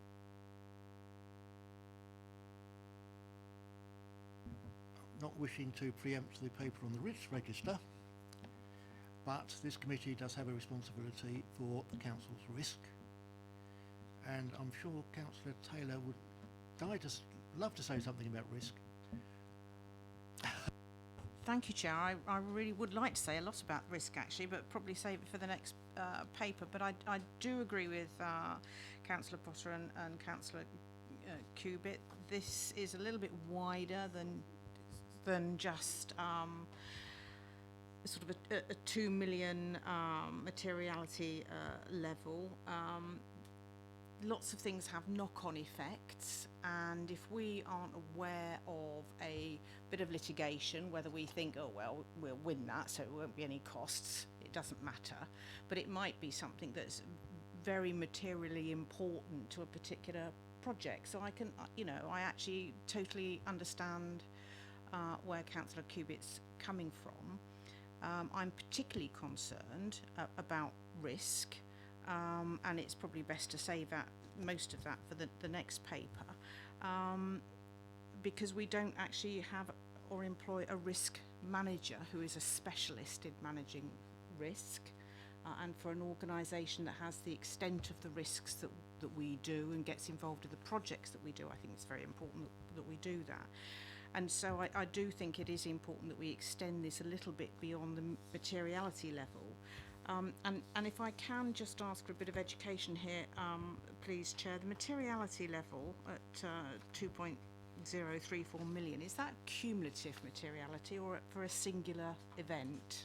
That is for a singular event. Okay.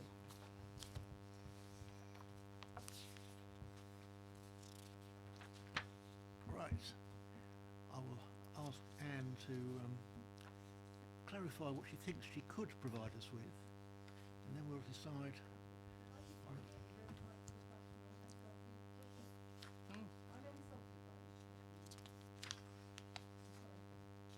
I'll leave it to Anne to answer.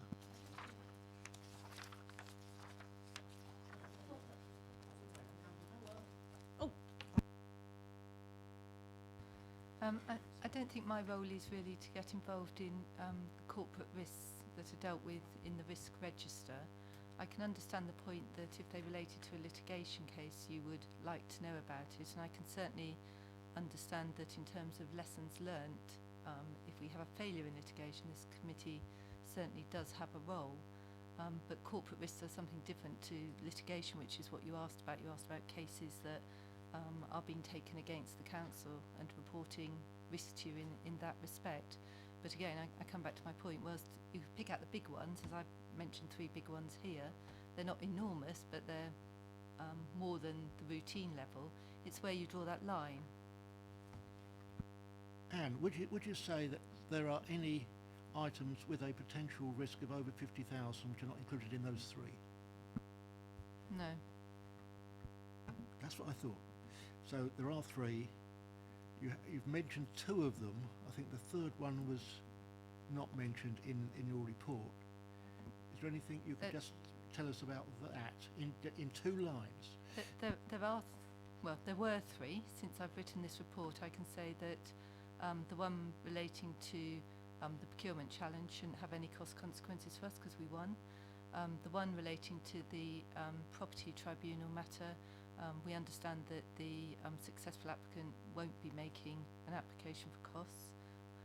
And in relation to the first one, yes, we will be paying some costs and some damages amount. It will be over £50,000, but I can't tell you how much at this moment in time. but it's under 2 million. Right, anybody else? Councillor Vokes. Just briefly, Chair, because I appreciate that we're not exactly being able to get a granular solution on this, but when we look at the risk paper and it talks about how it defines impacts and it defines probabilities, it's how to square what's in those with the materiality for the purposes of the audit, which talks about 2 million-ish. And I think that's at the nub of our discomfort. And I wonder if there is a combination of thinking about the financial impacts and the reputational impact. So in that impact files, page 123 of our pack, the financial impacts is, if it's marginal, it's a span of 50k to 3 million, which is where the 2 million sort of falls vaguely. So that's marginal. Critical is higher, catastrophic is even higher.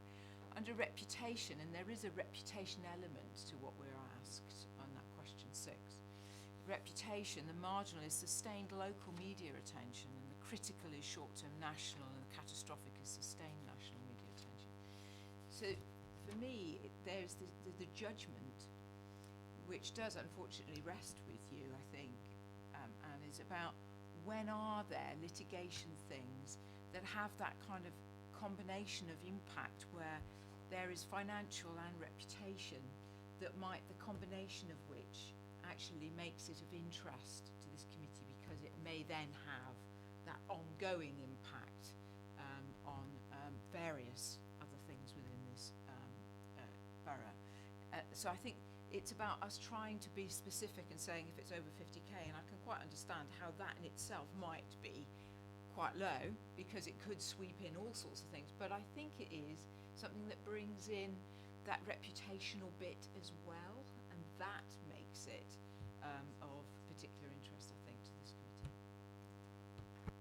I think the other difficulty for me is understanding when.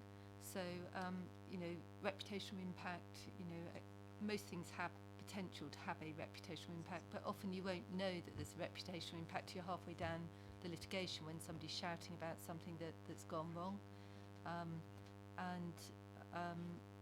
That in terms of the threshold again, you might not know that it's going to cost you more than 50 grand until you're halfway through the proceedings.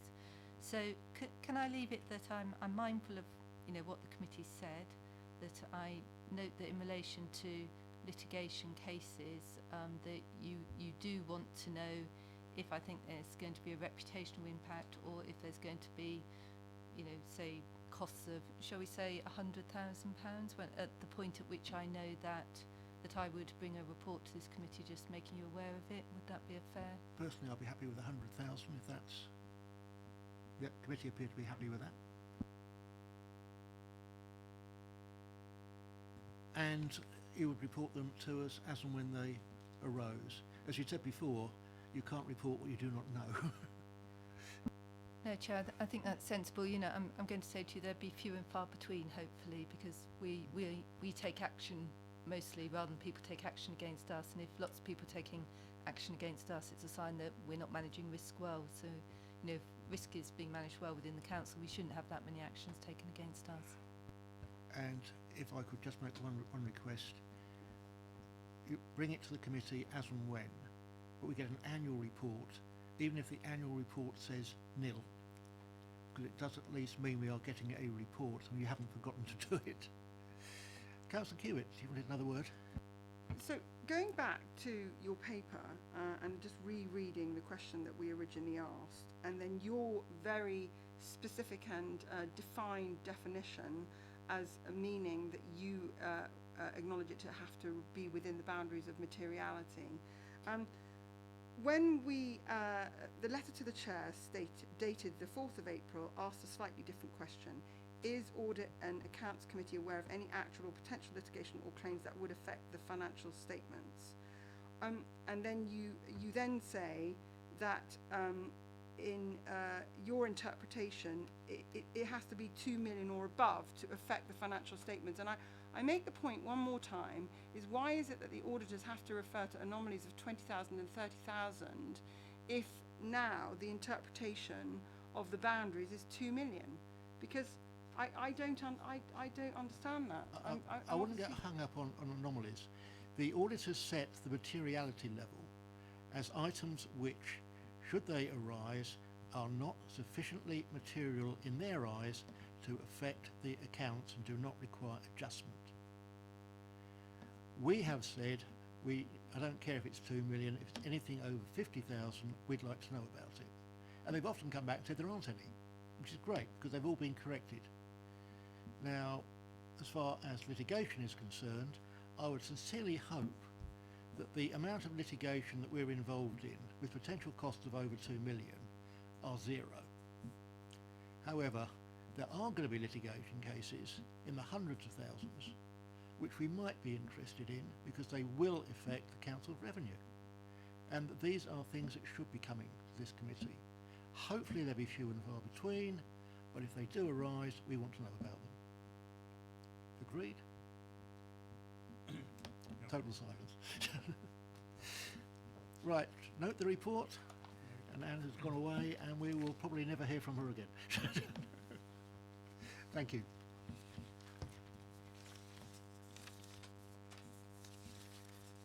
Item 11, Internal Audit Progress Report, and it is probably time for some red flashing lights on car parking. Sorry. Thank you, Chair. Okay, this is the progress report for the work undertaken by the internal audit team for the period June to August, as part of the 1920 audit plan, which the committee approved earlier on this year. On my report, table 4.1 on page 57 shows the audits that we've completed. 7 in total, 5 we gave full assurance, 1 substantial and 1 limited, as the Chair alluded to just now. The summary reports for these audits are shown in appendices 2 to 8 of my report. With regards to the car parking one, I've invited Diane from our team along, as she is the author of the report. A very thorough bit of work it was too, so if there are any technical questions that I might not be able to answer, I will pass them over to Diane. The report also, as always, includes a summary of the position with outstanding recommendations. Appendix 1 on page 61 shows we've only got 2 significant recommendations that are overdue for completion, and the remainder of the recommendations that we've made which are not yet overdue, which as I always explain, we follow up in as a matter of course, shown in Appendix 9. There's I'm not sure of the total actually, but there's quite a few there, and they will be followed up in due course. So happy to, he says, take any questions. Just like to look at Appendix 1 first, just to get it out of the way. 2 overdue recommendations. We have got a latest update. The updates are 30th of August. That's pretty recent. Are you happy with the situation there?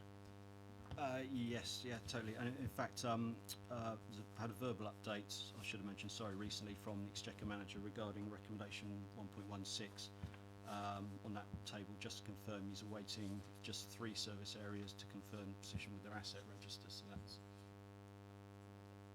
it's now, I've just been advised it's now 1, so even better. Yes, so that's the position with those 2 recommendations. Any questions on the Appendix 1? Councillor Taylor.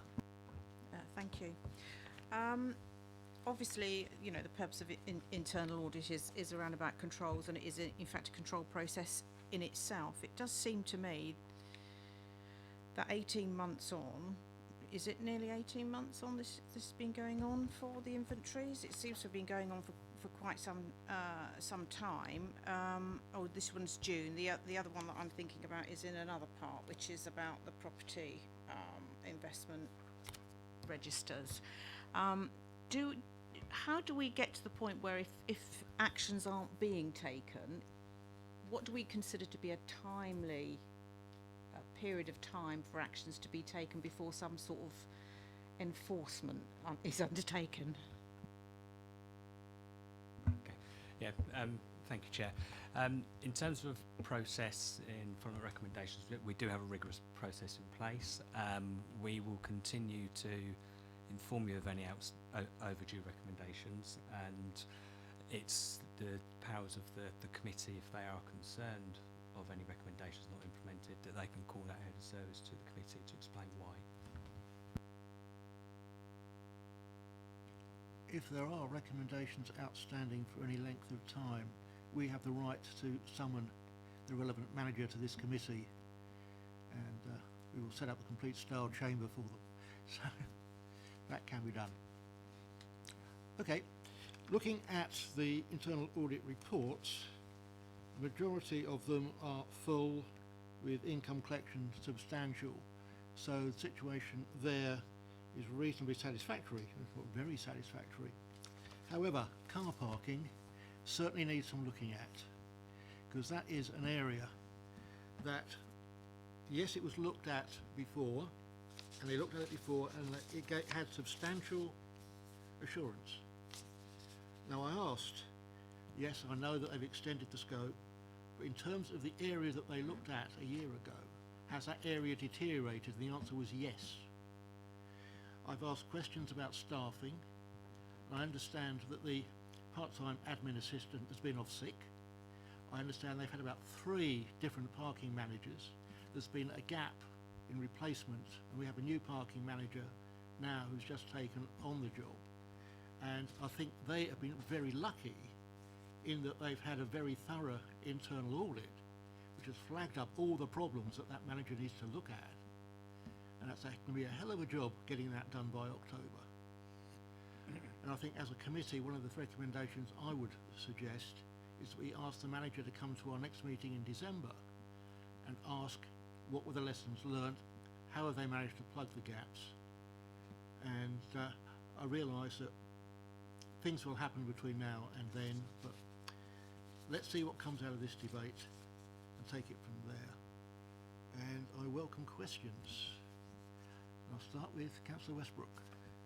Thank you, Chair. My first question, which you've answered actually, was going to be how long is it since we had the previous audit of this? And it flags up a few things, particularly in Control Objective 2. I'd like to know officers' views on, as a result of findings from the audit, current banking processes can no longer be considered secure and accurate. Can you expand on that, please?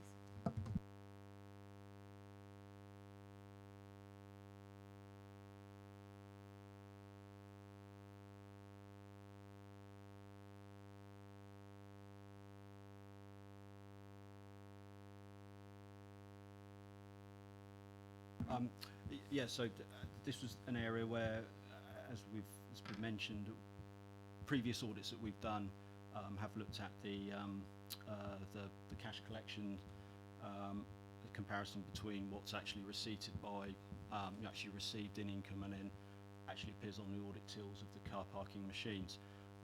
Variances have always occurred.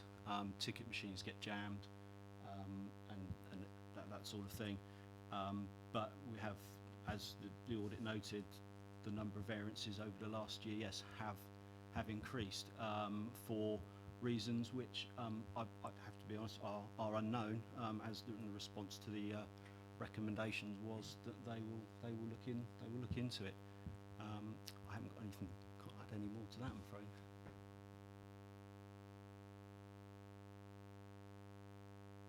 Sorry, Mr. Chairman, is it 2 million variance? No. If it was a 2 million variance, it would probably be included in the accounts and would But- not necessarily be a material adjustment. So what variations are we talking about? I haven't got the detailed report, but we are talking, usually we talk variances, there's a few quid here and there on machines, but we have noted, Diane may have more accurate figures, we have noticed differences of a couple £100 in machines, which are anomalous compared to the trend, which for our point of view does represent a weakness in the control environment, because for some reason we are seeing bigger losses, bigger variances in the figures, and therefore we've highlighted it, and have asked put it in as a recommendation for that issue to be looked at. Mr. Bevan, are those variances by machine or are they total daily variances?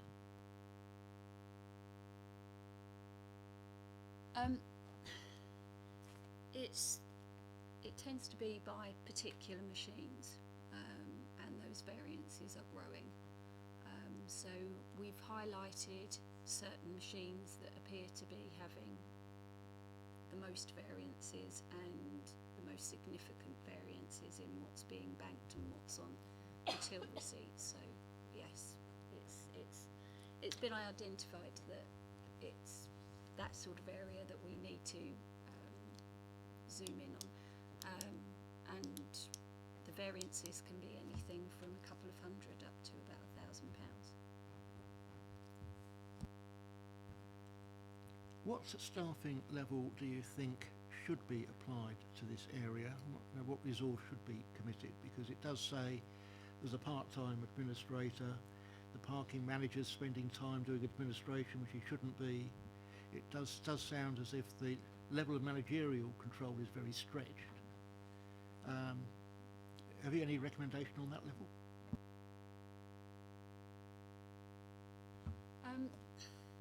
I don't think the part-time admin resource is enough, which is why the parking manager is actually picking up quite a considerable amount of day-to-day administration, which is then taking him away from the management side, which is obviously an area that needs to be addressed with the findings from the audit. So I would certainly say and have discussed with the department that they would certainly need somebody on a full-time basis for the administration side.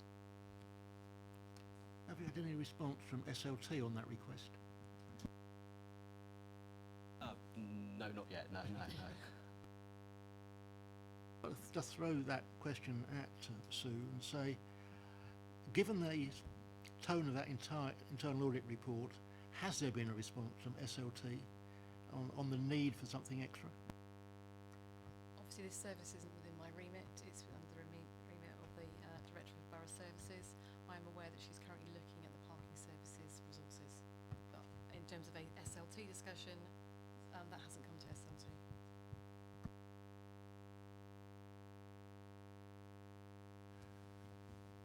Could I ask about what's the outcome that we look for with our parking? Is it that we intend to make a profit out of it? Is it that we intend that our car parks break even? How do we make decisions about whether to employ people or because is it about can we afford to employ people within the financial remit that we're given for car parks? And that brings in the question of the policy of providing free permits to the over 75s. Do we know what the revenue implication of that is? And although I see that it's about the Equalities Act, I think that's slightly interesting. But is this financial? Are your decisions about whether to get an admin, is it financial? Is the permits financial? Or are we working on a different policy basis? From our point of view, we look at the control environment. We look at whatever policies, processes, strategies, procedures that the management have approved. We check that those are in operation. With regards to whether the aim of the parking is to make a profit or whatever, that's not our remit. But we will look at the processes that are in place to ensure that whatever income is collected in a timely manner, collected accurately, so that we receive the full income according to the fees and charges that we set. And hence why one of our comments in there is one of the controls, one of the mitigations for cash handling is to get rid of cash handling. Opens up a whole raft of other issues, I know, but from our point of view, that is one area you can look to control. Hence why it was mentioned in the report. We don't make that recommendation. It's just that it's a control that you can put in place. So that's where we come from. With regards to making a profit, then obviously that's the management budget setting process. Right, that's right. We do not make a profit out of parking provision. Any surplus that comes out of the car parks is spent elsewhere in the borough on other parking provision. So certainly, if you want to make other parking provision, you've got to make a profit on the car parks. But we are not allowed to make a profit on parking. So if I could just come back briefly then. So this report has come to this committee for us to look at. I'm not quite sure what our purpose here of the conversations that we're having. Decisions will be made elsewhere about whether whether there's cashless machines or not. So what is it you want from us as a committee? Thank you. The reason why it's come to the committee is that the committee are responsible for ensuring that internal controls are in place within the organisation. So the remit of internal audit is to ensure that the controls are in place, any issues, so we highlight the issues that they are in place. Hence the reason we have recommendations, because we feel that if you implement these recommendations, they will resolve the issues that you have. So that's purely on your guise of understanding that the control environment's sufficiently controlled. Thank you, Chair. Yeah, just on one point there is, I understand that there's a lot of legal things surrounding car parking, like councillors are not allowed to make a profit. It's not a tax generating opportunity. Now, whether that actually applies when you look at all the car parking around the country, I've grave doubts. But in terms of of this committee, I think, you know, having read Appendix 1, it's very clear that you've done a very thorough job on a lot of detail, and we should send, I believe, a message to the SLT and Cabinet that it's a bag of nails, quite frankly, for all sorts of reasons. Whether anyone's at fault or whether they are or not, and there are so many things of concerning that in that report. It should go en bloc to Cabinet, SLT, and we should be informed of what is the plan to do something about it. As it says in Control Objective 3, audit testing highlighted a significant amount of discretion being shown. No procedures are documented for this process. There's lots of weaknesses there. Yes, we should be aware of them, and we should be making sure that those weaknesses are corrected, they're followed up, something is done about them, and this council runs an efficient car parking service. So then I would suggest that, having recognised that this is a fantastic piece of work and it's got a really good sound range of actions that are coming out of it, is it not really beholden on us to say, yes, we have noted them, and suggest that there is a time when it should come back with how those recommendations are going ahead, and it's about when it's going to come back to us? Is that the way ahead? Jenny, those outstanding recommendations will come back to us as long as they are outstanding. And I would certainly suspect, having spoken to Internal Audit this morning, that they aren't going to make the October deadline on all of them. And my suggestion was, at the next meeting in December, we ask the car parking manager to attend this meeting and tell us how she's getting on with that and what her problems are. Because we may be able to make some recommendations as to how they can be rectified as councillors as opposed to officers. Councillor Kiewit.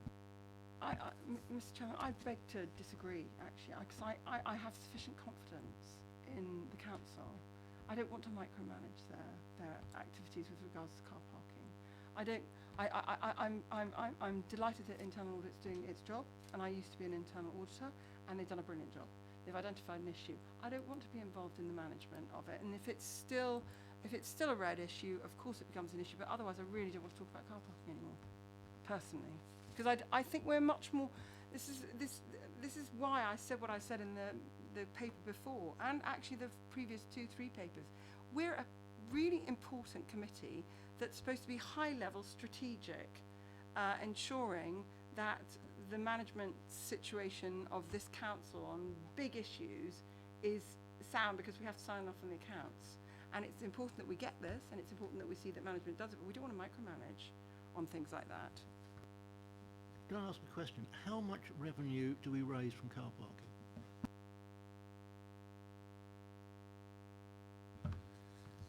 1.3 million. Well, I think making sure that £1.3 million worth of revenue is properly managed is probably not micromanaging. We need to take a view on it, and if there are problems, then let's find some solutions. Councillor Harvey. I just think it's proportionality here, isn't it? We have a responsibility to make sure that what audit has been identified clearly, and they have brought to us, one, we acknowledge their processes, we agree with your processes, we agree with the conclusions and what you've now identified. It's for this committee to then be assured by the SLT that they've taken it on board and will respond and managers do it. We're not responsible for the policy, we're not responsible for the detail, but the very focus is, yes, all right, the management hasn't got a chance to do it by October, but it will be dealt with and it should be dealt with, and if it isn't dealt with, at that point it becomes the issue for us that it hasn't been dealt with. And we have had issues in the past, have we not, where for years matters have gone unresolved, and SLT and for that matter managers have not come back to us and said, we are dealing with it. We've actually had to go the other way and chase, hang on a minute, you've still not dealt with it, give us a reason why. Can't. That's the issue, when the answer is I can't. Well, why can't you? Audit has highlighted it, you have a responsibility to sort it out, and where is it we're the goalkeepers, aren't we? I think that's the role in my head. Maybe I'm wrong, but that's the role in my head for this committee. I think that's why I said, you know, depending on what the situation is at October, which are the deadlines on that report, if they are still running well overdue on getting a solution, then we ought to know about it. And the best way to find out is actually to ask the manager. I'm not saying if everything's been cleared, everything's fine, internal audit are happy with progress, then fine, I haven't got a problem. But if there is a problem, I'd like to know about it.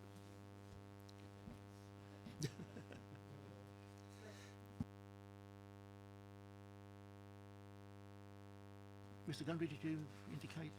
I was going to just come back on Councillor Faulkner about asking SLT for what are they going to do about it. That's our recommendations list. They're the agreed actions. So I would suggest that that's the actions that have been agreed, and if implemented, then that should resolve the issues. And let's hope by October everything is wonderful. You never know. Okay, is anybody want to have a look at any of the other reports?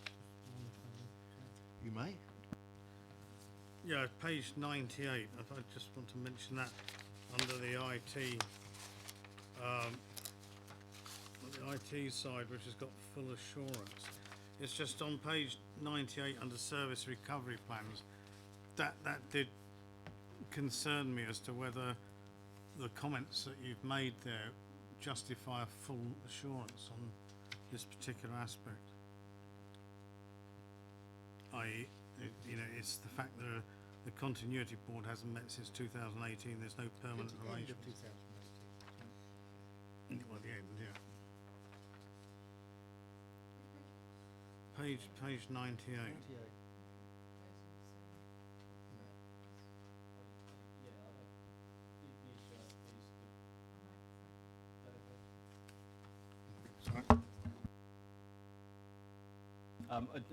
Currently the business continuity arrangements are transitioning between directorates at the moment, but we do have the reason for the full assurance is in the event of a business continuity issue, as the council's proved in the past, it does what it needs to do in order to get the job done. The service recovery plans, I mean, they will always be playing catch up, but in our opinion, what is there is currently sufficient. Yes, perhaps it hasn't met for a little while. Sometimes policies and procedures haven't been reviewed for a while, but they're still fit for purpose, and I think the whole process currently is still fit for purpose. Councillor Hewitt. If you wouldn't mind talking me through page 61, I'm going back to the property asset register. Have we talked about that? Which page are we on? 61. Since I've been a councillor, I think I got elected in 2008, and I think I say this pretty regularly, and it comes up, I think, as a different category every time. I think we had an undertaking as a council to have an asset register, a property asset register, and that the target date was 2009. So, just unless I'm being very stupid again, which I apologise for, but this property asset register, is this related to the property asset register in 2008, which had a target date of 2009?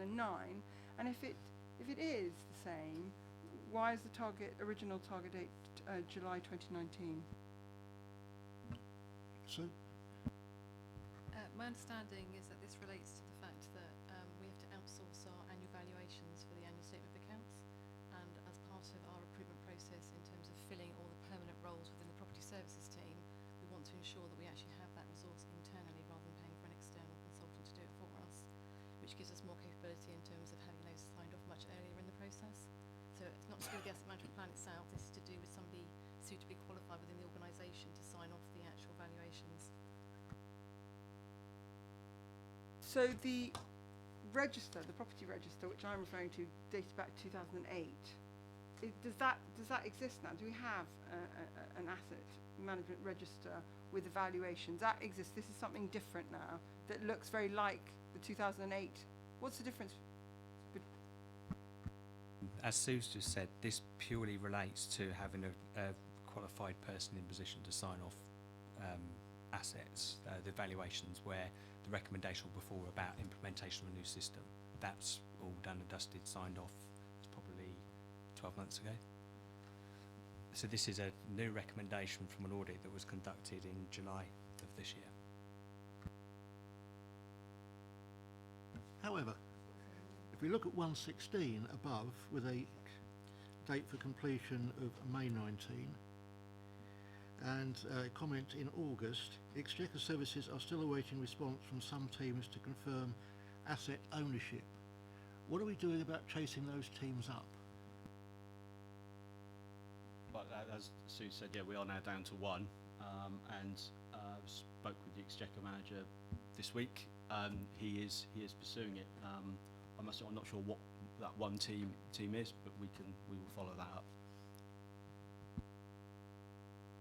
Okay, so it's one team, not some teams. Okay. Hopefully it's not car parking.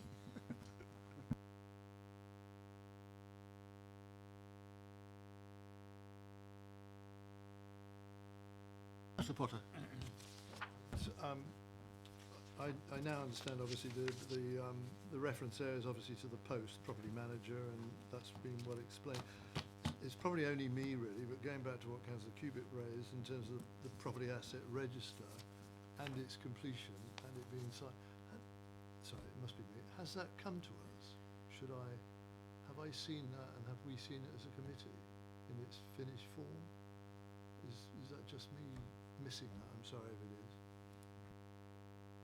So by the very fact that it's no longer an outstanding recommendation, that's shown you clearance, and once we conducted the last audit, which was the July 19, we verified that the system was in place and you've got the asset register in place. And so just going back to Councillor Cubitt's point, the name of property asset register might be causing the confusion. That's actually the name of the audit that we do. That's why it's called property asset register. It's an area, not a thing, yeah. Right, lastly, Appendix 2, the not overdue recommendations. Hopefully those are progressing well. Councillor Taylor, you've obviously got a concern. Thank you. Do you mean Appendix 9 on page 101, Chair? I just want to check. I do indeed. Ah, thank you. In which case I would like to raise something which alludes to the previous question that I asked. I noticed that this is on not overdue, and I suspect the reason this is on not overdue is because the target date for completion keeps getting changed.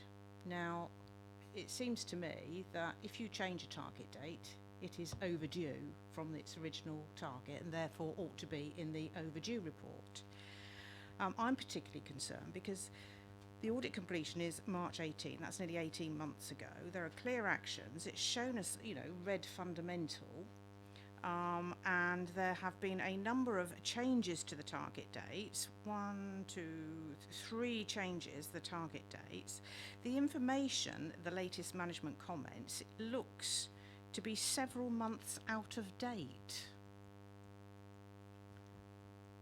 You know, I mean, that's it's not especially satisfactory, really, in terms of, you know, if we've got an audit system that is supposed to identify areas where the control processes are not working. The audit system is, in its sense, a control process to make sure the controls work.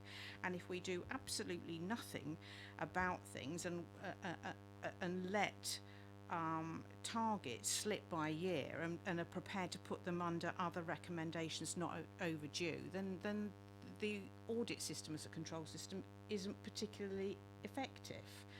So I think that if, you know, personally I would like to see where dates are changed and there is slippage, that they still appear in the overdue, because they are overdue from the original date that was set, and if nothing else, it will encourage people to be more realistic in setting target dates that are achievable, which I think is also an important control measure. But certainly to have something which is sitting here in bright red flashing away at me on property investment strategy, which seems to be, you know, something that's fairly important that everybody's interested in, that can be allowed to slip in this way, and to have the latest management comment to be so clearly out of date by nearly 6 months, I just don't think that's very satisfactory.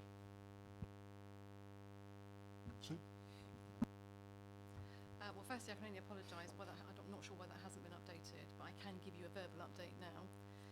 So the review was concluded at the end of July, early August. We have now appointed an interim member of staff, but they are permanent. They're they're employed by the council as opposed to an interim or a consultant.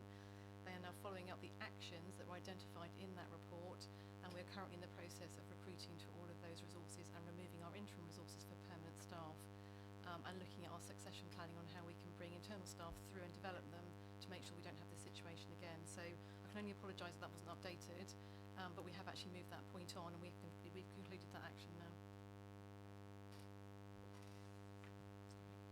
Isn't it good to get good news?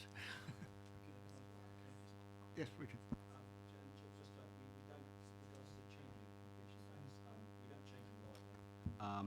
The original dates are agreed in good faith with the relevant manager, head of service at the time, and with all best intentions, sometimes they simply turn out to be unrealistic. And in those cases, we do agree to change them. I take the point, perhaps it looks like we're trying to tuck them away at the back of the report, which we're not trying to do. It is there to see, so perhaps we could do something to highlight them more in the report.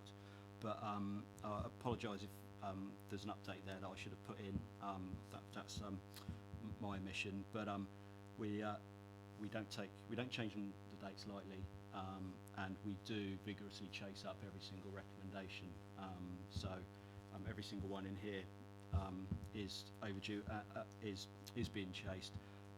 And these ones which kind of where the dates has changed a couple of times, particularly with the property one, has been a bit of an ongoing saga for a few years, and it isn't the norm that it happens. But I take your point about highlighting it, perhaps pushing it into my Appendix 1 rather than Appendix 9, 10, 11, whichever one it may be. That's something we'd like to see changed for the future. I've got one nod. Well, I'll give it a second nod. If we could just continue to put anything old as overdue. Okay, look at the report.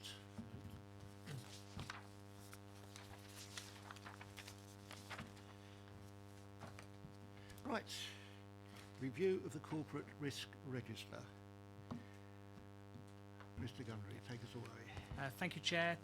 This is a report that comes to you in the usual format, which informs the Committee of the Corporate Risks as SLT see them. There's been one risk score change, which is detailed in paragraph 3.2 from the last time this came to you, which was back in March, and there's a formal justification there as well. The summary of the corporate risk register could be found on page 111 onwards, and I just want to point out paragraph 3.5 to the committee, where, as agreed back in March when last brought this paper to you, that the mitigations and the risk scores of each corporate risk is going to be, or is in the process of being reviewed as part of the risk management audit, and that's being carried out at the moment, and that should be coming to you at the next audit committee, which will be the 9th of December from memory.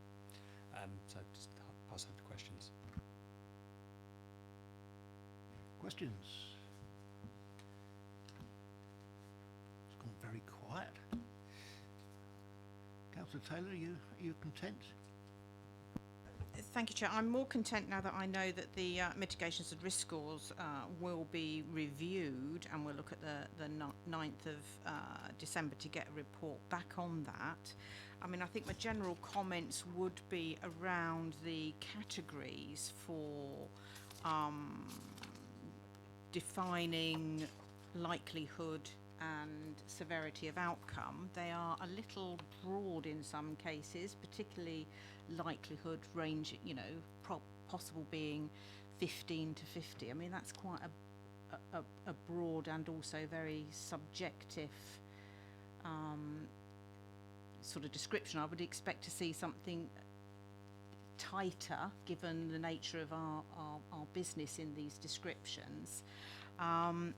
And as a result of those, there are some things that are showing up in the risk register, I think, as medium, that possibly might, if we were more judicious with our definitions of likelihood, be moving them into high risk, because, you know, if you have something that has a critical impact and it is possible, then clearly it is a matter of one's risk appetite as to whether or not you're prepared to say that's a medium risk or a high risk.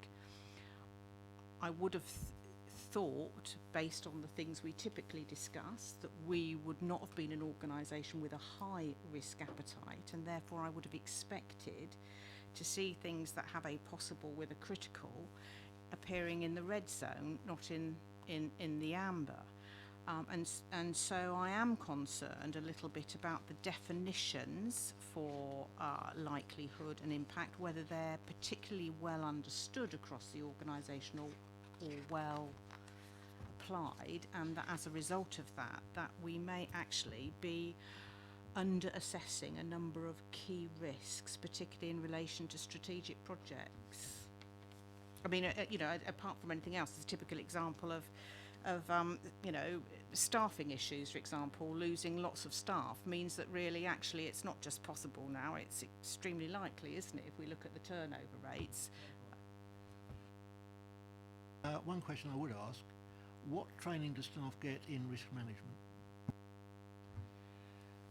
Can I start with here?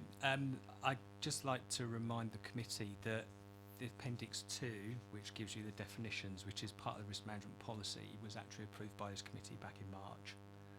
So it's come to the committee, and I believe that it was approved, which it was, which is why they are as they are. So I'd just like to record that. In terms of training, I have been to several management team meetings where I've given managers training around the policy and understanding of conducting their service risk, for example. Do you believe you're competent to train in risk management? I'm sure that that's probably one of the recommendations that's going to come out of the risk management audit, as to whether internal audit should be fulfilling that role, and then I'll leave that for those who would like to make that decision.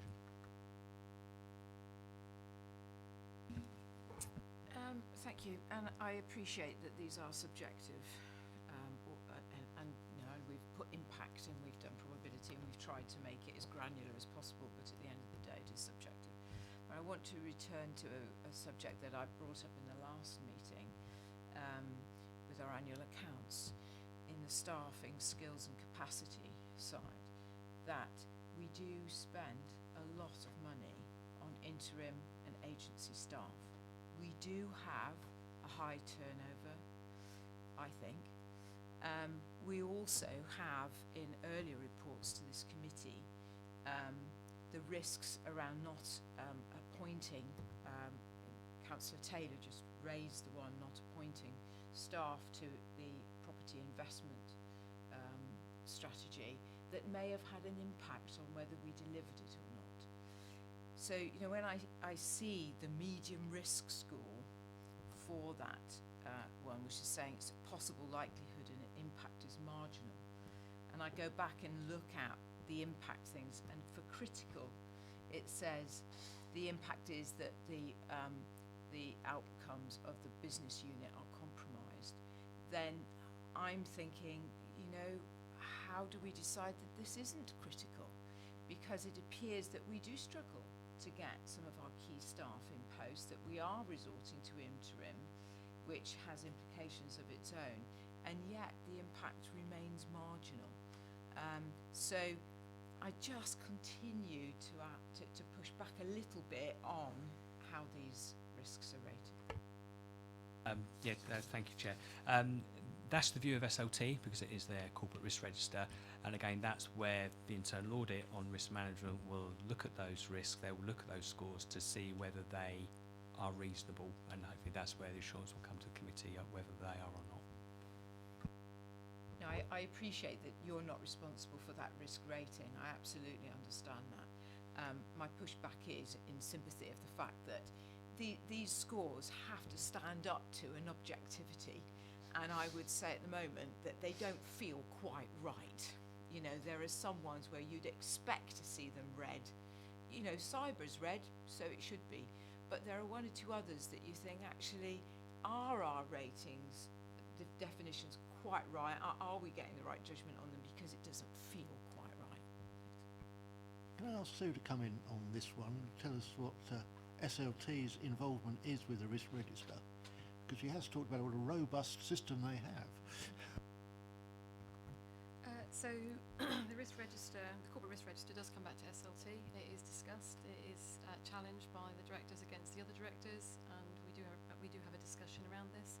And obviously this reflects currently what our thought process is in terms of what these levels of risk are.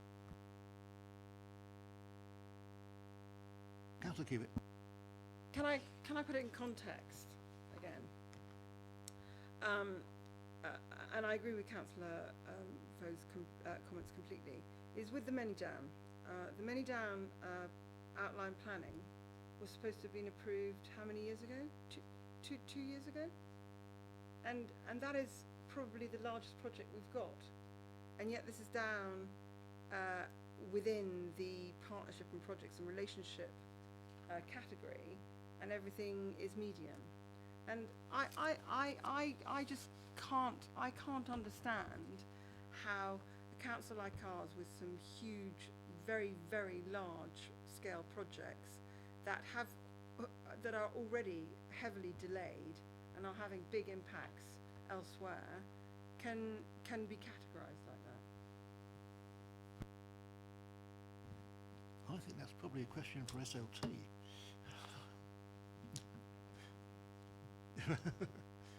Plucking that one. It's a question of who makes the original assessment.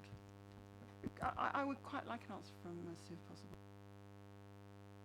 So the current risk management policy approved by this committee currently says that this says it's a likely, possible and a critical impact. The current matrix shows that as an amber. So as part of the review of the definitions, if we're suggesting that doesn't give us the right colour in terms of the RAG status, obviously that can be reviewed, but it's still saying its likelihood is possible and its impact is critical. So I think that at the time of doing this was the right this was the right categorisation. I think the difference is where do those colours, where do the scoring sit within the colour matrix, and that's part of the risk management audit. In due course.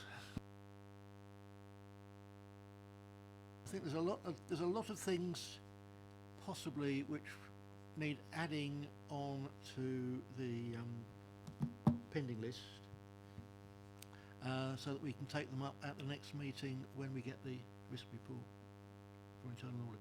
Councillor Potter. I mean, you've made the point, and so has Sue. I think really that metrics might need looking at again, really, in terms of the way the definitions have been, defined thus far, really. Only in regard to the particular point that Councillor Vox raised about interim staff, the costs of interim staff, and there is supposed to be a report going to HR in due course. I was going to say September, but that's gone because of the delay of the September HR committee and the chairperson departing as well. So that will come back in due course. Once that's reviewed and the commentary of HR is available, I think it may well find its way back into another part of the council regarding, well, the whole issue really of the costing implications of the appointment of those sorts of staff, and so that's all going to be returned, I think, in due course. That's if it ever appears at HR, by the way, I think, but we'll see. I think it's our job to make sure it does. Sue? Just to confirm, it is on the November agenda for HR committee. Councillor Cubitt. Yeah, so going back to my point, Sue, I'm not questioning the matrix. What I'm intrigued by is if we were to ask you to give us a breakdown, because what you're doing is you're amalgamating an enormous number of extremely large-sized projects into one column. And actually, what I would like to know is what each of those individuals, because they're huge, each one of them is, so Many Downs 1.6 billion, Basing Views, I don't know, 1.8 billion, the Leisure Parks 350 million, Top of Town, I don't know. Yeah, so why is this all lumped? I mean, I understand from a title, but I think there needs to be a breakdown within that. We'd like to see it segregated, broken down. Because I think otherwise Segmented. I think it's meaningless. I think this is meaningless. Thank you, Chair. Yeah, I understand what you've said, but I do believe that each of those projects reported to performance panel, where they've got their own individual risk score, and I believe the performance panel is available to all councillors. I think we have said before, we'd love to see the minutes of the performance panel to see just how they look at these items, because where there is risk, it should be coming to this committee. Once again, scrutiny are responsible for the performance panel, so perhaps the chair of scrutiny might like to comment. I understand the auditor's point, of course I do, really, in regard to the role of the performance panel, but I don't think that necessarily dispenses with the commentary that Councillor Cubitt's just made. It does seem to me, logically, instead of all of these being grouped into one general heading, projects that total up, I mean, I've no idea, but an awful lot of money, surely each one in its own right really deserves a assessment, just that assessment in its own right, doesn't it, really? Because the comprehensive picture that we're given can disguise some, probably at the benefit of others, and vice versa, and that bears no logic, really, does it, to risk assessment, really? So it's an observation which is similar, I hope, obviously, to the one that Councillor Cubitt's made. Well, I think the wish of the committee is that particular item be segmented and brought to this committee. Sue? So obviously this is the corporate risk register, and it's looking at the controls, the overall controls around projects, and the risk is given to the controls around projects generally, with an update on what's going on in individual projects. As Paul alluded to, there's an individual risk assessment as part of the project management for each of the individual projects, which we have discussed here before, which would only be flagged if there was actually a risk issue related to the accounts. So what this is trying to do, and the internal audit process, is looking at the controls. Are they in place? Is risk reported? Are there controls and mitigations in place to manage that? So I think this is a slightly different question to the, so it's not this one necessarily that needs breaking down, it's the discussion which will come out of the risk management audit, which is part of the question that I've asked as part of that audit, is how should we be reporting those things. So it's not this particular corporate risk register that needs breaking down, it's how we're reporting the individual projects as part of the project process. Councillor Cuba. I have to say, with great respect, I completely disagree, and I think this absolutely amply demonstrates my comments at the very beginning of this meeting, which is we're having discussions about car parking, and that's exactly why these reports are constructed this way, so that we debate things that are obviously serious, but that we don't need to micromanage.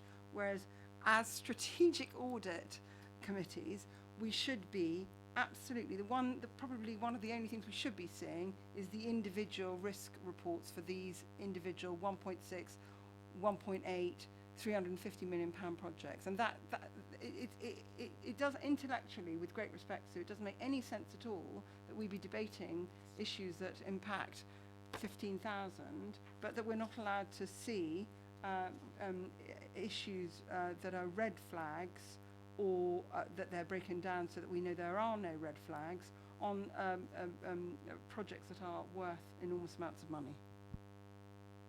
So, So I think we've had debated this before in terms of the fact that the audit committee's role is to ensure that the right controls are in place, subject to the internal audit recommendations and information that comes here.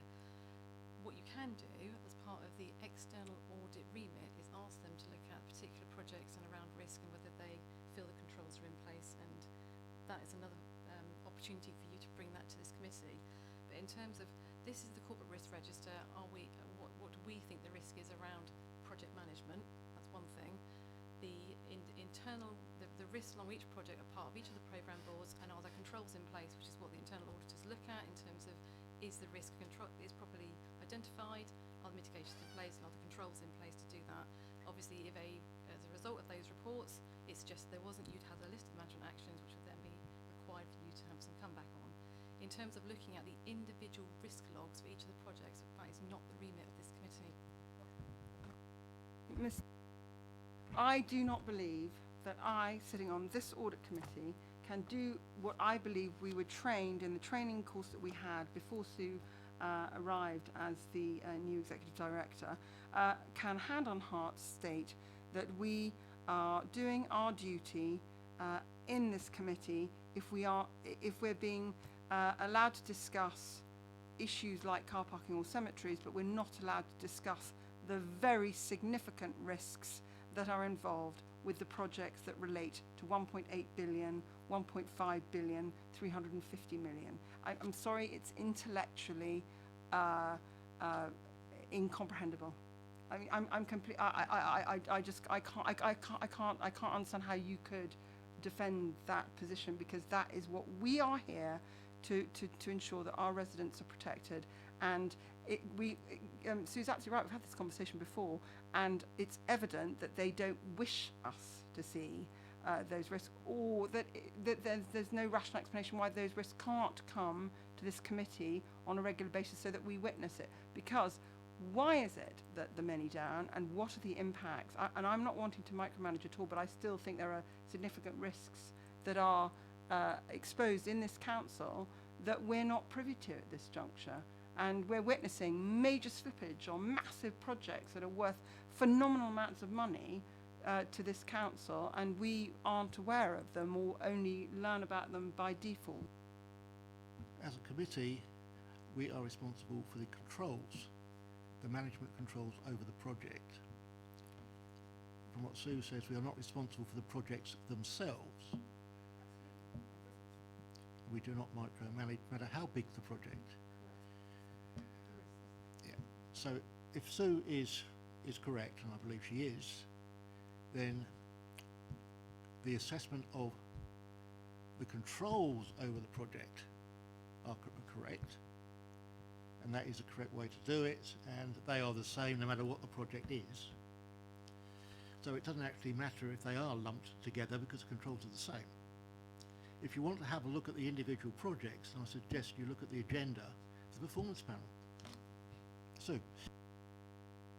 Sorry, thank you. Yes, that's what I was going to say, and that it may be worth you feeding your comments into the chair of the performance panel, who has the responsibility for looking at the overall performance of the various projects, which obviously is then minuted and sent to scrutiny committee, who also have the opportunity to raise questions with the chair of the performance panel. Thank you, I hear that. If I could, I would like this on record, please, minuted. I don't know who ultimately gets the decision, but I am extremely unhappy with this committee not being permitted to see the risks related to extremely high value projects and for them to be amalgamated and for them to be flashing amber when we as a committee are expected to debate car parking risks. Debate the controls the over values, the project, well, the values whether it's a are car relevant. park or it's The many. values are relevant. The values are irrelevant. We look at the controls. We spend more time over projects like Many Down than we would do over car parks.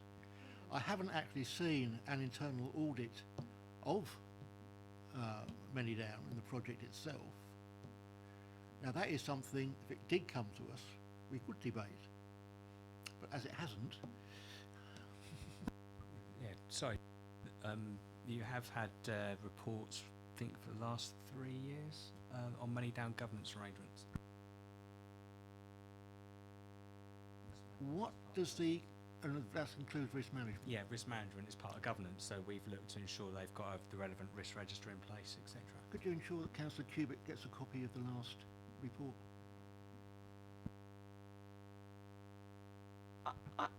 I'm not talking about the governance.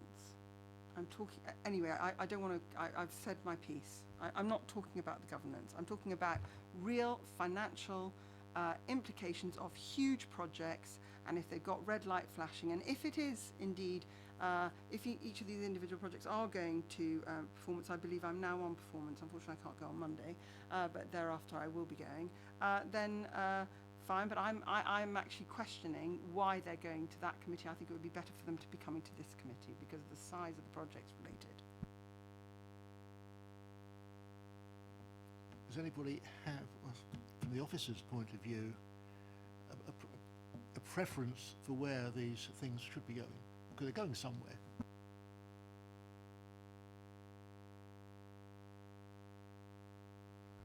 I think it should be performance panel under the Constitution because, you know, it's within their remit to look at individual projects. It's not within this committee's remit to look at individual projects. And I can confirm that by checking the Constitution and send you a copy of it and the extract after the meeting. Everybody knows the Constitution, I'm sure you do. Well, the only person who read it. Councillor Taylor. Thank you, Chair. I'd like to confirm my agreement with Councillor Cubitt's point and perhaps suggest that there might be some other ways of looking at this. Firstly, under partnerships, projects and relationships, the risks are not well defined. There are not what I would call easy to understand or well-defined risk statements. So, you know, sitting in this first column, according to the column heading, should be the risk description. Now, you know, things like delivery of these are impacted by scale and complexity, you know, speculative commercial environment in Basingstoke, skills and capacity. Those are not risk descriptions in a traditional risk description manner. So a risk might be that the project is not delivered on time, for example. Now there might be many reasons why, and those reasons, you know, would be the things that you would have controls about. Fine. So I think the big problem we have here is that the risks are not properly described, which I think makes things very difficult. And also, just to pick up on both points, because there is a middle way here. I'm not so sure that the minutiae of every single one of these projects of the risk assessment is needed, but an overall risk assessment to start with for each one of the projects based on what we understand the risk descriptions would be, perhaps not being delivered on time, you know, what is the nature of that risk, does it cost us money, and so on and so forth. So at the moment we are suffering from a variety of things in this area. One is poorly described risks, and the other is poorly described risks for each of these projects.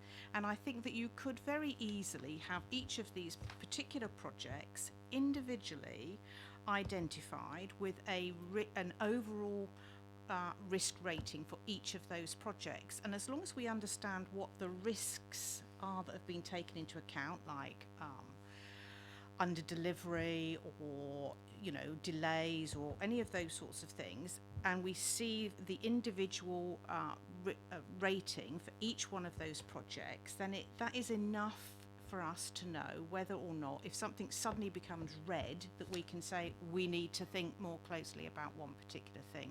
So I don't think we need the 20-page document for each project. I think we do need an overall statement for each project, which sits next to some clearly defined understanding of the risks that have been considered in a proper risk statement. Ellie, I think you've probably got the gist of that as a view of the committee generally, I think. Sue can come back, but I think that is the view of the committee. Because I hope for Sue and I'll query Cat Potter. So thank you for your comments. I'm happy to pass that back to the risk owner and ask them to reconsider how they structure that particular risk. Councillor Potter.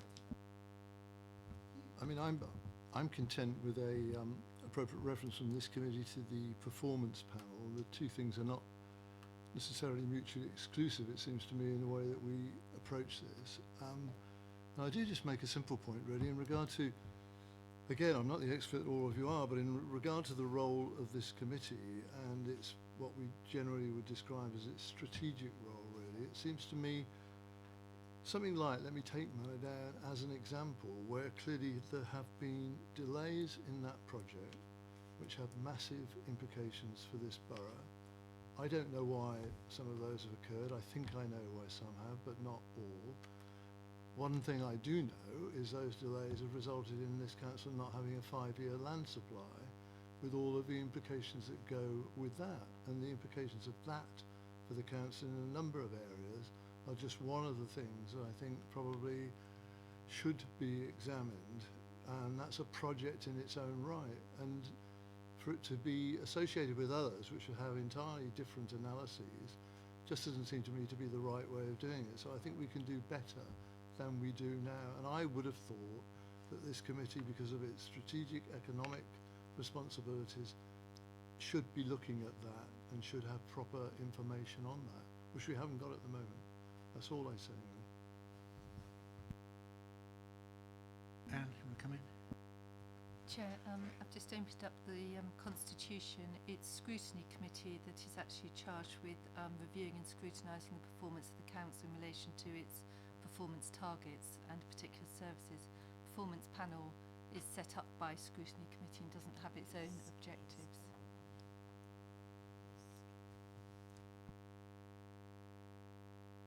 I understand the point Councillor being Potter. made, and we'll take that on board, of course, but I don't think that should take it away entirely from here. That's all, in a clumsy way, that's all I'm trying to say, really. In fact, I think what Anne's just read out further demonstrates that we are a strategic committee. These are huge numbers. These are mammoth numbers. And the financial implications of slippage is enormous. If we were a private company with slippage like this, we would be having to go to the board and apologising for why the project had been delayed by 3 years, because the financial implications would be enormous. I don't know whether Councillor Faulkner could agree with me on that, because in normal private sector, when you have delays like this on £1.8 billion projects, they have enormous implications. And therefore, for them to be deemed to be medium risk when they have financial implications, and yet we're discussing issues that have £15,000 impacts, seems to me to be intellectually inconsistent. And this is all I'm trying to say all afternoon, and I've said my piece now. I know I'm boring for Great Britain, but I would like it minuted that I am deeply unhappy with, and I feel very uncomfortable that we would say as a committee that we are happy for these issues to be debated in another committee, when I believe that irrespective of whether they're discussed in scrutiny, these matters are relevant to our audit committee. Thank you, Councillor. I think that's just what I've asked Ellie to note. So that will be taken away and hopefully will come back to us. And I would like a response to that, not just, can you wait till next year and have a look at it again, or something in the interim. Anything else on the risk register? So with a fair amount of comments, that is noted. Oh, with a lot of comments.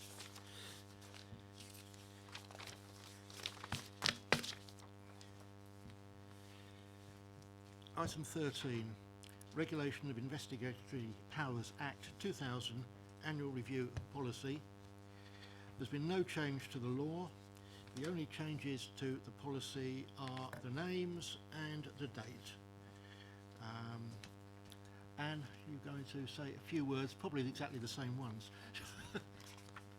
Chair, you took the words out of my mouth. I've got nothing further to add. Can we note and approve that policy? Agreed. Right.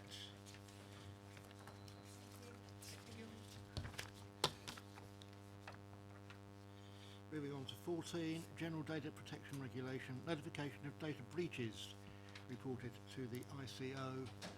And again, Chair, can I introduce Sarah Govin to the committee? She's Jackie's assistant, so she's the paralegal, so she's here in case you've got any questions about the three matters that are subject to this report. So the first one relates to, sadly, a legal bundle that was sent to the defendant. It would contain the usual things that you send out summonses and details of the offence, and unfortunately it was a typing error and an 8 rather than a 9 was put. We reported it to the ICO and they've decided that no further action is necessary.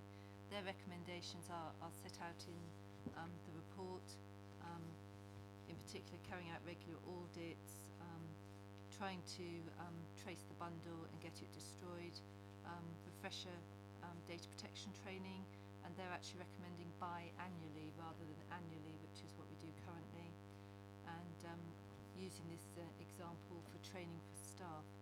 The second one related to a licensing data breach. So an email on proposed actions on a licensing matter was copied in error to a member of the public, and it gave details of the complainants and the information that the police had provided to the council, and the recipient of the email was actually one of the complainants. We sought advice from the police due to the case that had criminal connotations.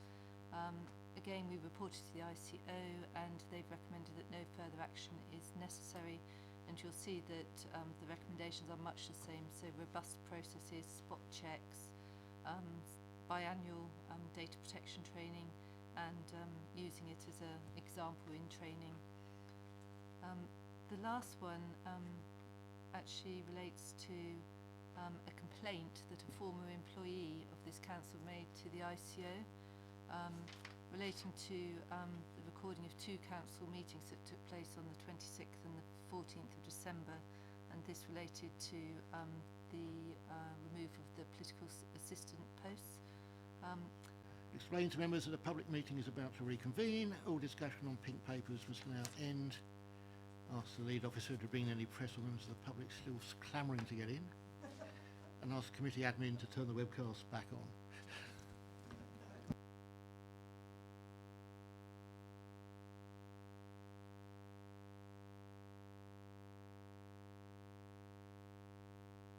Leaving aside that item, is there anything else on the paper that you wish to make comment on? Councillor Taylor. Thank you. In respect to the bundle, I see that we sent a letter to the occupier. Did we not consider that a more urgent sort of controlled response of actually going round and collecting it might have been a sort of an appropriate control, or would that be something we'd think about in terms of mitigating those sorts of events in the future? The fact we still haven't had the bundle back concerns me, that we've had no response at all. We have sent a follow-up letter to try to follow that up, but obviously if we don't get any response, then we need to go and knock some doors, but it might be that the person's no longer there, but I agree with you. Right, there is reference in the letter that regular audits to ensure systems are working correctly. Can we make sure that internal audit are notified of that and that they do include it in their work programme? Chair, I don't think that's what it means. I think it means that it's for legal services to put in place checks in our procedures. So to give an example, when we're sending out legal papers, you know, the fee earner could ask one of her colleagues just to check that everything's there, you know, use a paralegal to check that everything's there and going to the right address. It's those sort of internal checks that we need to do, you know, to make our system safer, really. And I'd love to think that internal audit were making sure that those checks were carried out. Councillor Cubitt. Again, I don't think we want to stroll into micromanagement of the legal department, and I feel sufficiently confident. You can never ensure that there will never be mistakes, and this was just a mistake, and it doesn't matter what processes there are. So, you know, we acknowledge that, and I think we're sufficiently confident. And with respect, I think you can say that about any process carried out by this council, but we still carry out internal audit to make sure that it is properly done. So I think it is something that internal audit should be aware of, and at some time they may wish to carry out an audit just to make sure that it is being done. Okay, happy with the report? We can now note that and carry on. Item 15, viewing of social networking sites and RIPA inspection update. And there have been, what's July, August, a grand total of 3 compared to 1 last year. And as it says, carried out for Exchequer and environmental health. We are using it very rarely now. And I'm pretty sure that we're happy with the reasons that it is being used. Do members wish to continue receiving the report? Councillor Kimmett? Yeah, I disapprove of this completely. I don't think it's the role of our council, and I definitely want to see this report because I'd like to see this as naught every time, to be honest. I don't know whether other members have the same view as me. I think this is straying into the realms of Big Brother and George Orwell and 1984, and I don't approve. I don't think that is where we are going at all with this. But Anne, do you want to make a comment? Chair, I would just say it's in the report. It's a last resort, really, and it's used as a last resort, and that's shown by, you know, the figures overall for the 2 years. You know, in fact, 2019 we're down to 5, whereas the previous year it was 19.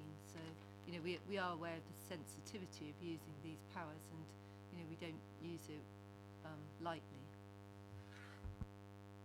So we'll continue to get the report, just to see what is happening. Okay, note the report, which leaves us with item 16, the work programme. And we had a discussion about that, and we can delete Investor Growth Strategy from the December meeting. We can delete the Ernst & Young annual audit letter because we've already had it. And we can delete Investor Grow in the January meeting. And Investor Growth Strategy in the March meeting, and the following meeting we will get the annual report. Investor Grow, it's a bit like that table that Philip produced of a budget and actual revenues. We've permitted 8 million to be used as a pump prime, and that was supposed to be for a 2-year period. I asked Philip when that was going to get converted and rolled into, because I hadn't appreciated it was the same allocation as the allocation in the investment strategy, and I wouldn't want it to sit floating for a very long time. I don't know what other members' views are, but that I think we probably ought to have in that table a reference to it until we see it converted into the property investment strategy. I don't recall whether the investor growth strategy included the item as being a future investment. I think it did. So it is being picked up. So the property investment strategy does show it as an item, so that it will continue to be part of the property investment strategy report. The investor grow report, which is where obviously, as you're saying at the moment, it's been invested for a period of probably about 2 years. What you're asking is you want to make sure that that ceases and it then transfers over to the property investment strategy. Because it's in the invest to grow, and I thought it didn't go into the property investment strategy until it was, there's some, and yes, until it's bought out. So it shouldn't be rolled into the property investment strategy now, because it's currently sitting in a different portfolio. It has to meet the criteria of property investment portfolio before it gets rolled into the property investment portfolio. I understood that it did, and it is marked as earmarked funds. It's allocated, or it's allocated. It's referred to in the report, so we would see any progress in that. I don't think we need to see it twice. I'm obviously being very stupid, but I at the moment, and this is where I hadn't realised that there were two different ones. It is currently sitting in the Investor Grow project, so the consultants were involved, and it met the criteria of the Investor Grow project, which was supposed to be an interim pump prime fund, and when it meets the criteria for conversion out of that into the property investment strategy, then and only then should it be put in the property investment strategy. And I think Philip implied that that was 1.5 years away.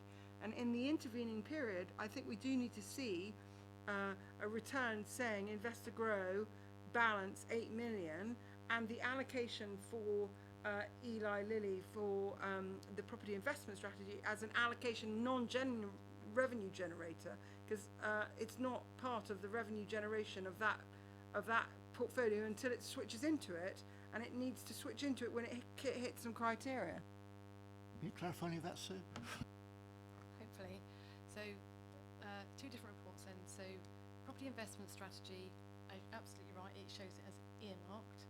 In the interim, it is receiving Treasury management funding, and if in the table that comes back, not the Investor Grow report, because obviously there was no further action on the Investor Grow, but the table that Philip brings back in terms of the overall investments, if you'd like to see a line that refers to the amount that's on that £8 million, we can certainly do that.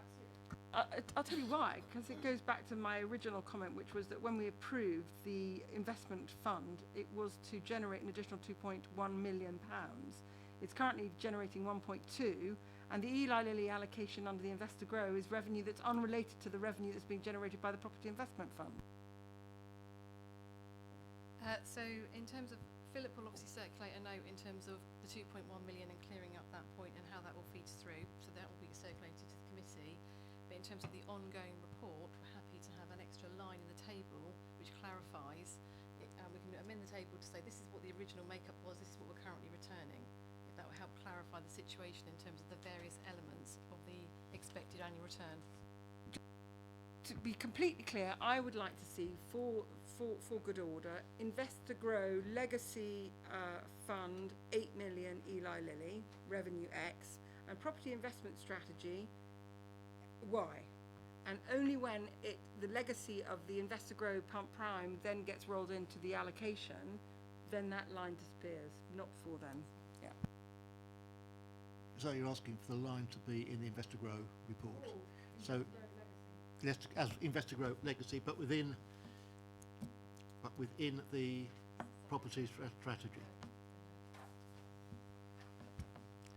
Because I don't see the point of just repeating the same information quarter by quarter. It'll be in the annual report. It's much easier to put it in the property investment strategy.